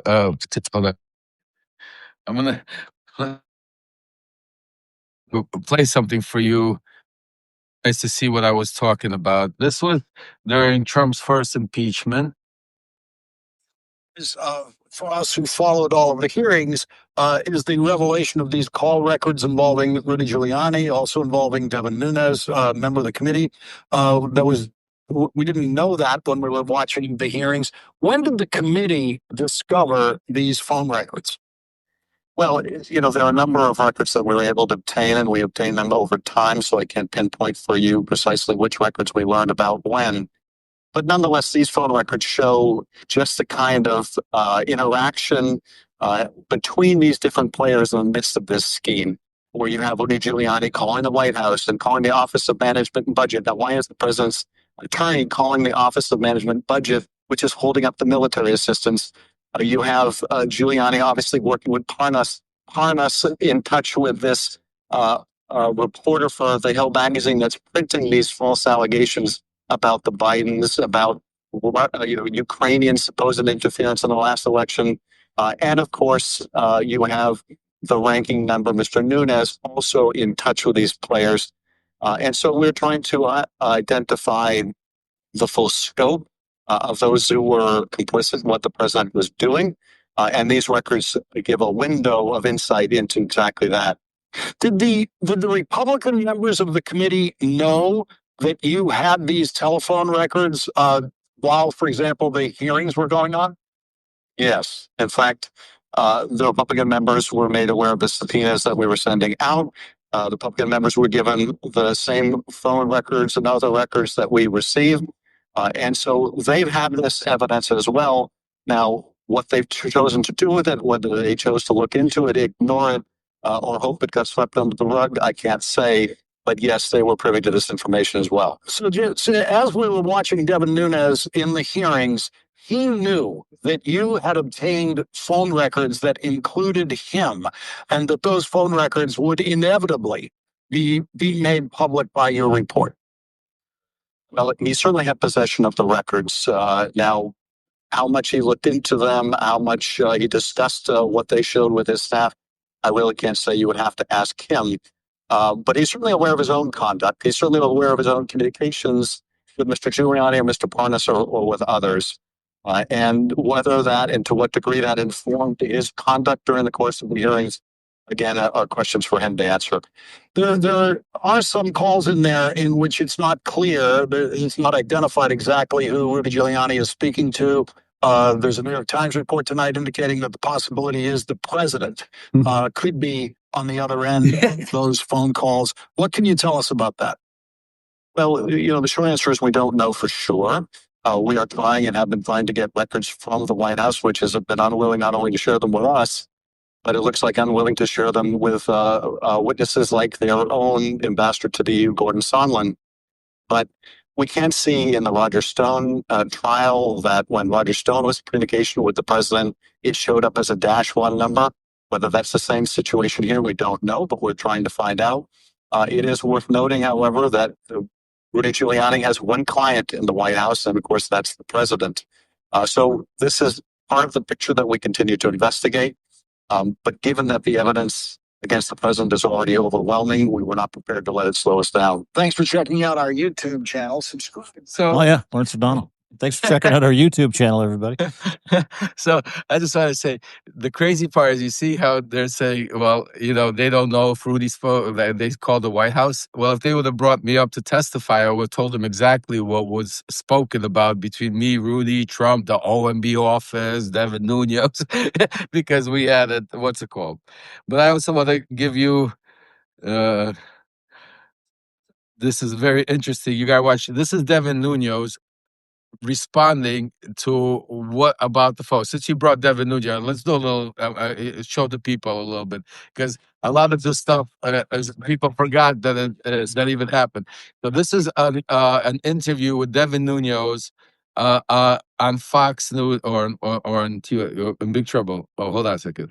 One of Donald Trump's fiercest defenders, especially when it came to the impeachment investigation in the House.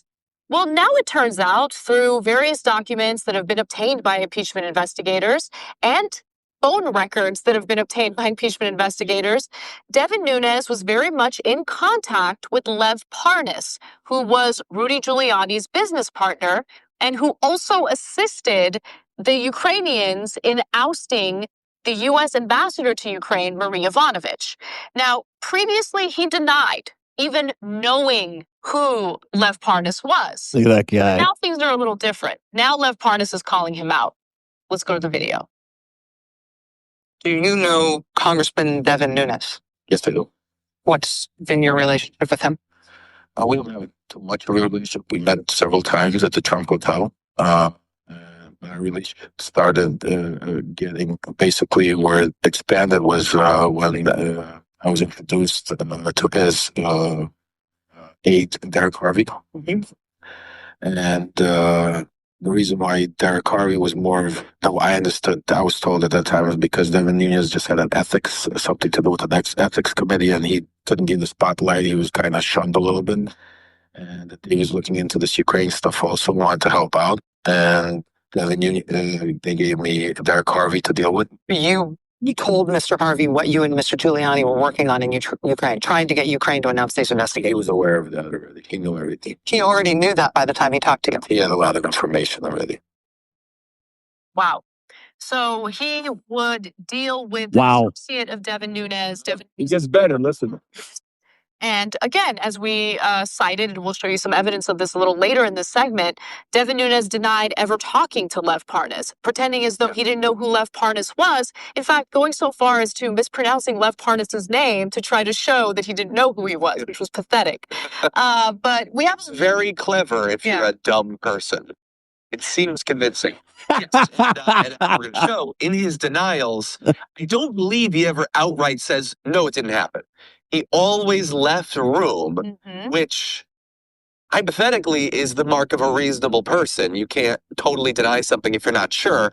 But in politics, it means you did it. You don't want to get caught, basically. You don't want to get caught lying, exactly. So you want to leave enough room to say something like, oh, you know what? I'm such a busy person. I went back and I looked at my records and it turns out, totally. Yeah. We traveled together. Went to the Bahamas, we dined at a buffet. No, he didn't say any of that.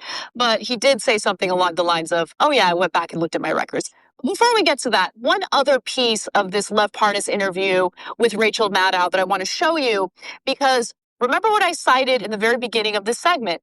Lev Parnas very much did know and very much did work with Devin Nunes. Devin Nunes is a ranking Democrat who took part in this impeachment investigation in the House. So what's up with that?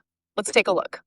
Given that interaction that you just described with Congressman Nunes and his aide, Mr. Harvey, does it strike you as unusual or inappropriate that Devin Nunes would be one of the lead investigators into this scandal on the House Intelligence Committee? He's obviously been I was in shock when I was watching the hearings, and when I saw Devin Nunes sitting there, and then there was a picture where Derek Harvey was in the back over there sitting. I texted my attorney. I said, I can't believe this is happening. Because because they were involved in getting all this stuff from Biden. I mean, Derek Harvey had several interviews, Skype interviews that I set up with different prosecutors like Mazar Haladitsky, which is the anti-corruption prosecutor of Ukraine, Kulik, Konstantin Kulik was one of the major guys that had this whole Biden stuff.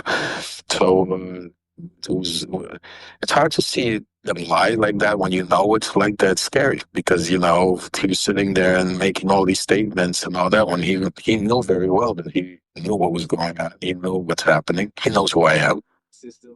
So to me, he's telling the truth. And I also want to just correct something that I said previously. I misspoke. Devin Nunes is clearly a Republican, not a Democrat.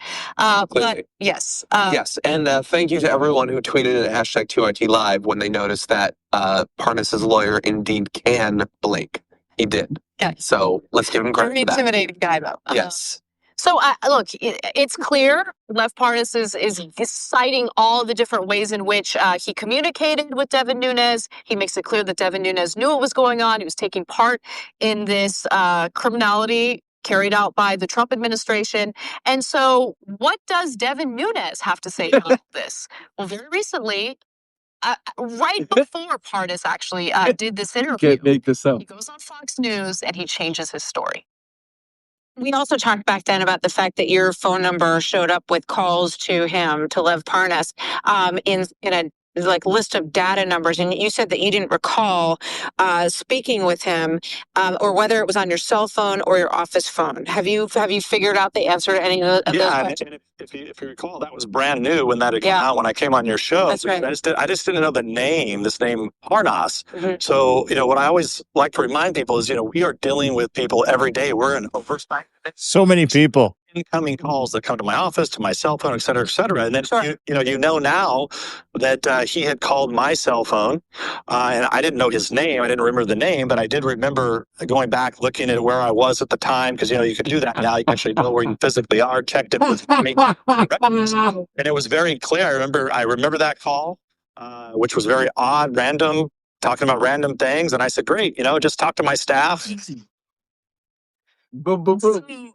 Just some odd random things, Lev.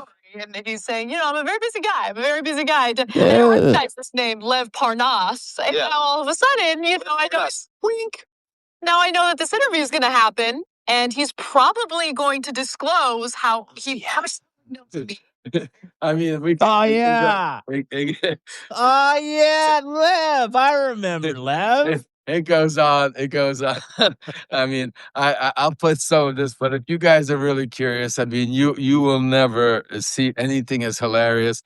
I mean, let me just one more. I got to show you where he blamed my wife. He says that it's my wife. Yeah, Svetlana, who likes to call Devin Nunes on weekends just to shoot the shit for 10 minutes. Yeah. 1 second. Because Devin Nunes is such an incredible personality that everybody just wants 10 minutes of his time. He's such a great conversationalist.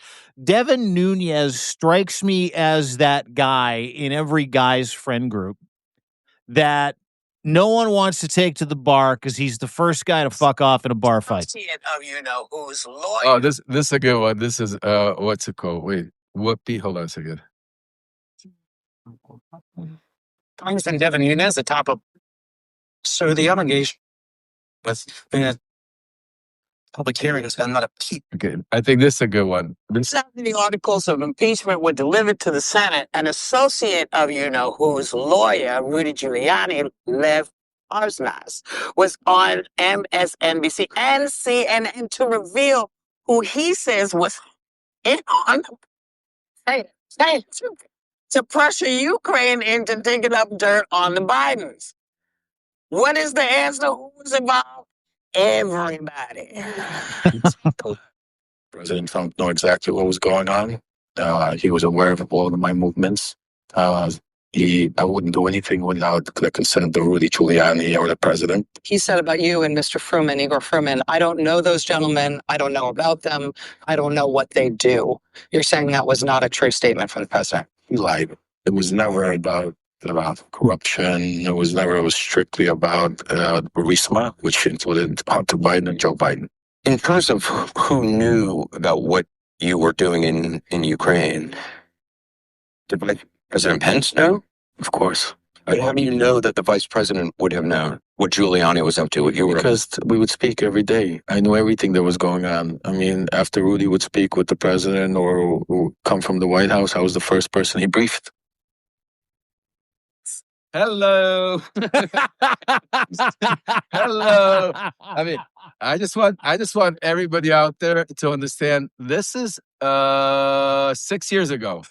I want you to go take a look at that interview 6 years ago and take a look what's playing out. And then I want somebody out there to come to our community and try to tell us that they know what's going on or they know better than what we're telling you.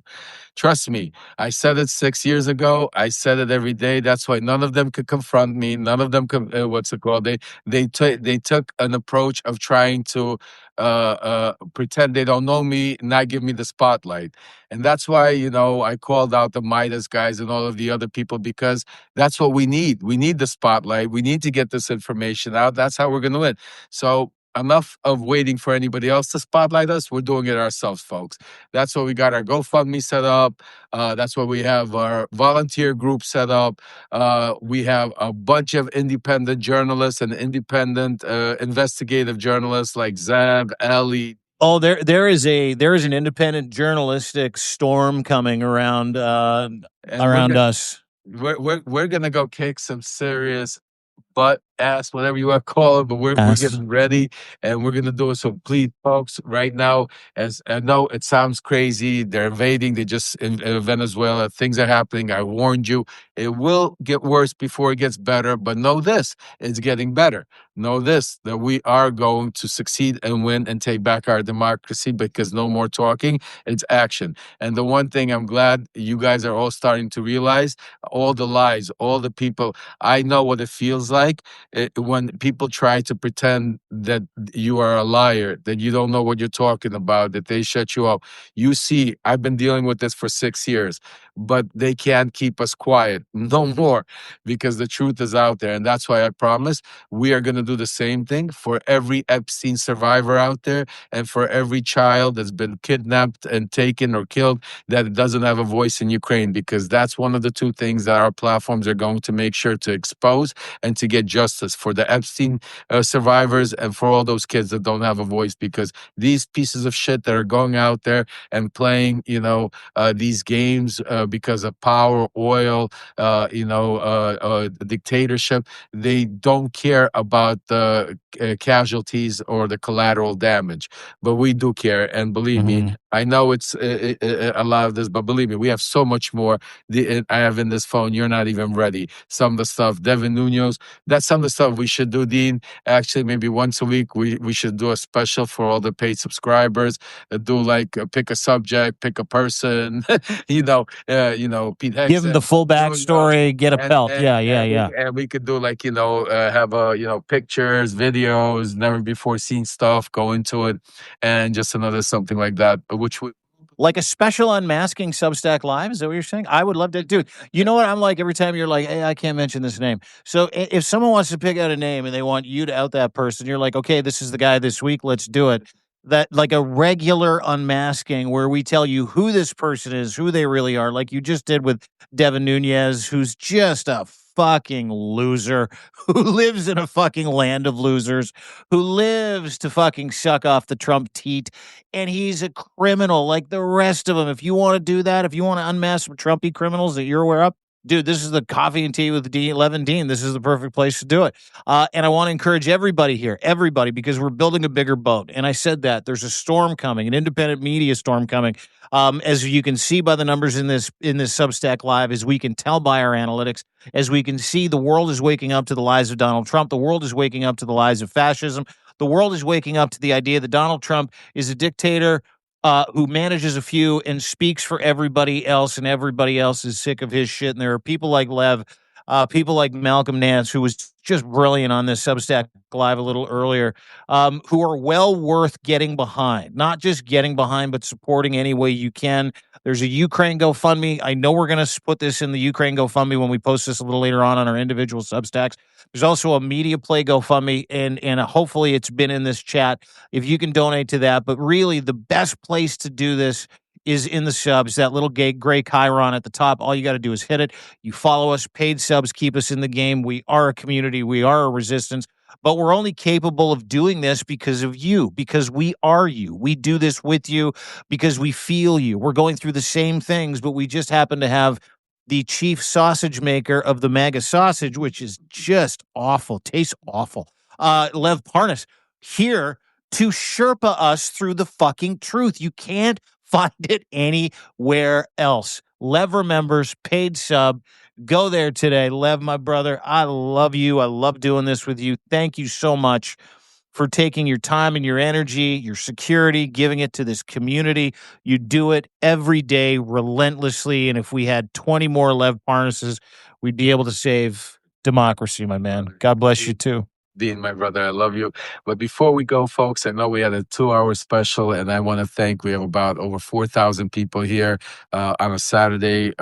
Those of you that came in late, we will be putting it out. Dean will be putting it out. I'll be. Hey, dude, just so you know, you got 4 on your end. I've got 3 on my end, right? So yes, about 7,000 people. We got over 7,000 people right now watching, and it's extremely important because we're going to put it out. The number one thing I'm asking each and every one of you is share this information because today was a special coffee and tea with Lev and Dean because there was a lot of breaking stuff happening that is very important. It's not a regular Saturday that we've invaded, we've kidnapped a president of a sovereign country, even though he might be a terrorist, might be a bad dude, but we're just going off the rails, and a lot of it has to do with a very important subject that we talk about is the Epstein files, which we will make sure to keep an eye on here.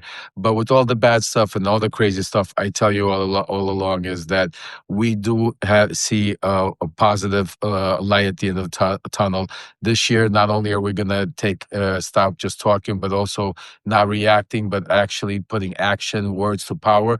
But also, I have a little special treat for you guys. Some of you already might know this person. Some of you have not met her before. But before I tell you, I'll give you a little preamp. She's somebody that's very special. She right now, she used to be, she's actually a licensed professional for 20 years, life coach, but she considers herself more than a life coach. She considers herself somebody of positive energy influencer that spreads happiness and health, that brings you a lot of health, wealth, and a lot of excitement. And I think this year, with all of the stuff that we went through last year and all the stuff we're going to, I asked her to come to join our family here on Substack and to be able to share her knowledge with you guys. And I'm going to bring her up. She's somebody extremely special, and she has some positive message and positive energy. And I want to end off the show with positivity because we have a lot of negativity, a lot of craziness going on in the world. So we need support. I want to welcome to the show my sister, Ludmila. Dean, you're one of your number one fans. I just want to say, you know. Hello, my beautiful souls. I love you. Oh my Ludmila, I missed you. I followed you the other day. Your beautiful profile picture, that beautiful smile, positive vibes, positivity. Lev told me you were going to come on, and we're going to start doing this little segment with you at the end of these coffee and tea with Lev and Dean sessions, where you're going to fill us with positive vibes, positive intentions for the coming weeks. Is that true? Have you joined the team? Let me take you away from this negativity. Let me bring you to the world of love and happiness. Please. Let me do this for you, because let me tell you something. I am blessed. I'm really blessed. I am overwhelmed with the positive energy. And today, you have a lot of life coaches, but I'm a different person. I'm a energy provider. And I promise you, after we talk, after we socialize, all of you, anybody who is going to be open to receive this warm feeling of happiness is going to feel it, because energy is very much allowed to be provided all over. You just have to be able to receive it, to be open to receive it. And my brother, my amazing brother that I'm so proud, my God, this man, he makes a difference, you know. And you know what? I always told him, you gotta be in it to understand it. And you, my love, went through life of movie. You know, this is like a science fiction, adventure, drama, comedy, the whole bouquet. And today he's allowed, thanks to this Substack, to this wonderful platform, to share it with all of you. My God, I'm so proud of you. God bless You you. should be. God bless you. Look at the smile on that guy's face. Yeah, I've seen Lev happy before, but every time you come on, and I said this to him prior to coming on, and this is a lot of things people don't understand about Lev. Yes, he is a very serious fucking player. But that man has more love in his heart. His heart. Oh my The God. his empathy, heart. the emotion. Like, if he could fucking save everybody today, he would. I have never met anybody like Lev Parnas. The ability he has to love is endless. But I And you think on never the will. other end of the And spectrum, you never will. And you never will. I promise you. Guys, I you're gonna promise. guys are gonna make me blush. I love you guys. I just want to say, honestly, for all of you that know my story, you know, and I'm not, you know, I don't bullshit you. This is not a promotion. This is not. You see that person sitting right there. I mean, you see that smile she has on her face. You see that energy. It really goes through it. I mean, you know, those days, those nights in prison when it was cold nights, and you know, getting off the phone with my wife and my kids, and not knowing what to expect, not knowing, and then I would always make one of my final calls to my sister, because I knew that after speaking to her, she would put me on such a energy hype that, you know, sometimes I thought I was crazy. I'll be honest with you guys. I thought sometimes I said, you know, and I would get off and I would tell her, I mean, with the shit you're saying, I can't. But the one thing that she's 100% right, and I understood, is to be able to understand it, to be able to feel it, you need to be able to accept it.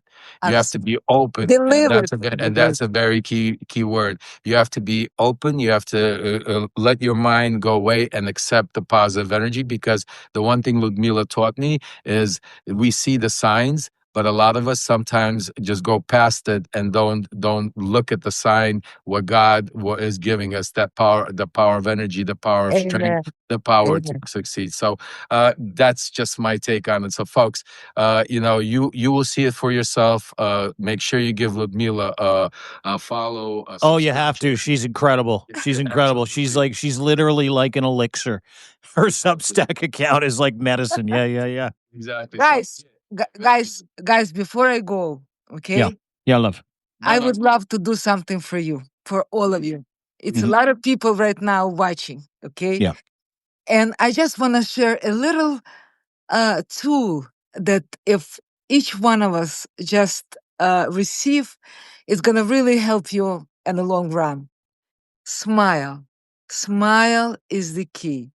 When you smile, everything changes. Your thoughts are changing. Your attitude is changing. The outcome of your life changing. And it makes you a better person. You love yourself better. So please keep smiling. Keep shining. Life is beautiful and we are blessed. Ludmila, Thank you. Amen. thank you. The Parnas family is some kind of special. Ludmila, thank you. Thank you, Lev. Thank you all for joining us today. Lev, why don't you anything to add before we go? Make sure you give Ludmila a follow. Make sure you give Lev a follow. Hit that Chiron at the top. You'll subscribe to all of us. Anything you want to add before we split? Yeah, I mean, I just want to say, first of all, thank you all for the support. I mean, it's a new year, but we're still dealing with the same craziness. The one thing I could tell you, again, I'm saying it over and over, but I want to make it very clear. We're going to let our actions do the talking. This year, different than next, is we're not going to be reacting. We're going to be proactive, not reactive. So we have a lot of things lined up. We know the game plan. I know the players. I've lived it. I've done it. And this platform is like nothing else. And with team members like Dean, with Zev, Ellie, Shane, Nick, and a whole bunch of others are out there, American Citizen. I'm a member now too. Yeah, Ludmila's on the team. Well, you're the most important member because we all bring the news and negativity. You bring the positive sun, the positive energy. Amen, guys. That balances out, and that's why now this is part. Like I said, we're more than just a movement. We're more than just a community. We are a family. So yes, I know it's difficult. Finances are harder, but right now, if you can, the most important thing you could do is to become paid subscribers to all of us, because that allows us to do this full time, to be able to give you the information. And then obviously, the main thing we're pushing right now is phase one. The number one thing you can, is become a volunteer. You go to levpttp@proton.me, our volunteer group. Jay is here with us. Hey, Jay, Happy New Year. She's in charge of it. She's running it. Incredible. God bless her. We have some incredible volunteers, too many to name. So keep signing up there. Also, we have this week, just to give you an update, we're having talks with the professional group that's building our infrastructure. We're close to getting we're I think at 76 or 77,000. We need to go a little bit more to get to that number to be able to hire them. We're almost there. Continue whatever you can, spreading the GoFundMe, continue contributing, because once we build the infrastructure, once we have our grassroots ready, we're going to go out and hit the road. And the one thing I could promise you, all of these things in this iPhone, all of these things in my head, all of these things that I lived through in this book, now I'm going to use to be able to take Mega apart piece by piece with our team here. And one of the ways we're going to do it is by promoting independent journalism on our platform. So enough is enough. Go to Love Remembers. Make sure you get your t-shirts. Enough is enough, because when we go out there and when we come to your city or your town or your state, and we're going to come out there, I want everybody out there wearing your Enough is Enough shirts, and go out there so we could make a difference and we really could get our democracy back. So I love you guys. Dean, keep up the incredible work. Have a wonderful, if nothing breaks, hopefully we won't be, otherwise we will be coming live. We'll be coming live again. We don't live in that time anymore. Yeah, it's a crazy time. Mila, I want to thank you for joining our Substack family. I love you so much. I know you're going to be, a lot of people here need you. A lot of people here need that positive energy to cope with a lot of stuff. So I want to thank you for coming on here and helping a lot of people. It means a lot. I want to do a shout out to my son, Aaron, for all the independent journalism he's doing, because he was the first one out there. A lot of people out there. Also, a major shout out to my other son, Daniel Parnas. A lot of you don't know him. He's behind the scenes because helping me, my wife, Svetlana, and Ludmila, because none of us are computer or any type of literate. So Daniel out there, I love you, my son. Everybody is doing their, and that's a good way to end it. Everybody could do something. So for you guys, close your eyes, and I'll leave you off on this, that to save our democracy, to go out there, to be able to get normalcy back. We're about unification, not division. We're about truth, not lies, because the truth doesn't have color. The truth doesn't have right or left. The truth doesn't have religion. The truth doesn't have any type of political affiliation. The truth is the truth, folks, and we all deserve it, and we all need it, and we all are going to. Part of this platform is to bring it out and make it. So I want to just say again, thank you to each and every one of you. God bless you. Continue to support and have whatever is left of this incredible Saturday. Enjoy it with your family and stay tuned, because there's a lot more coming and information is key. So, Dean, Ludmila, I love you guys. Love you, pal. God bless you. Bye, guys. to any other different source.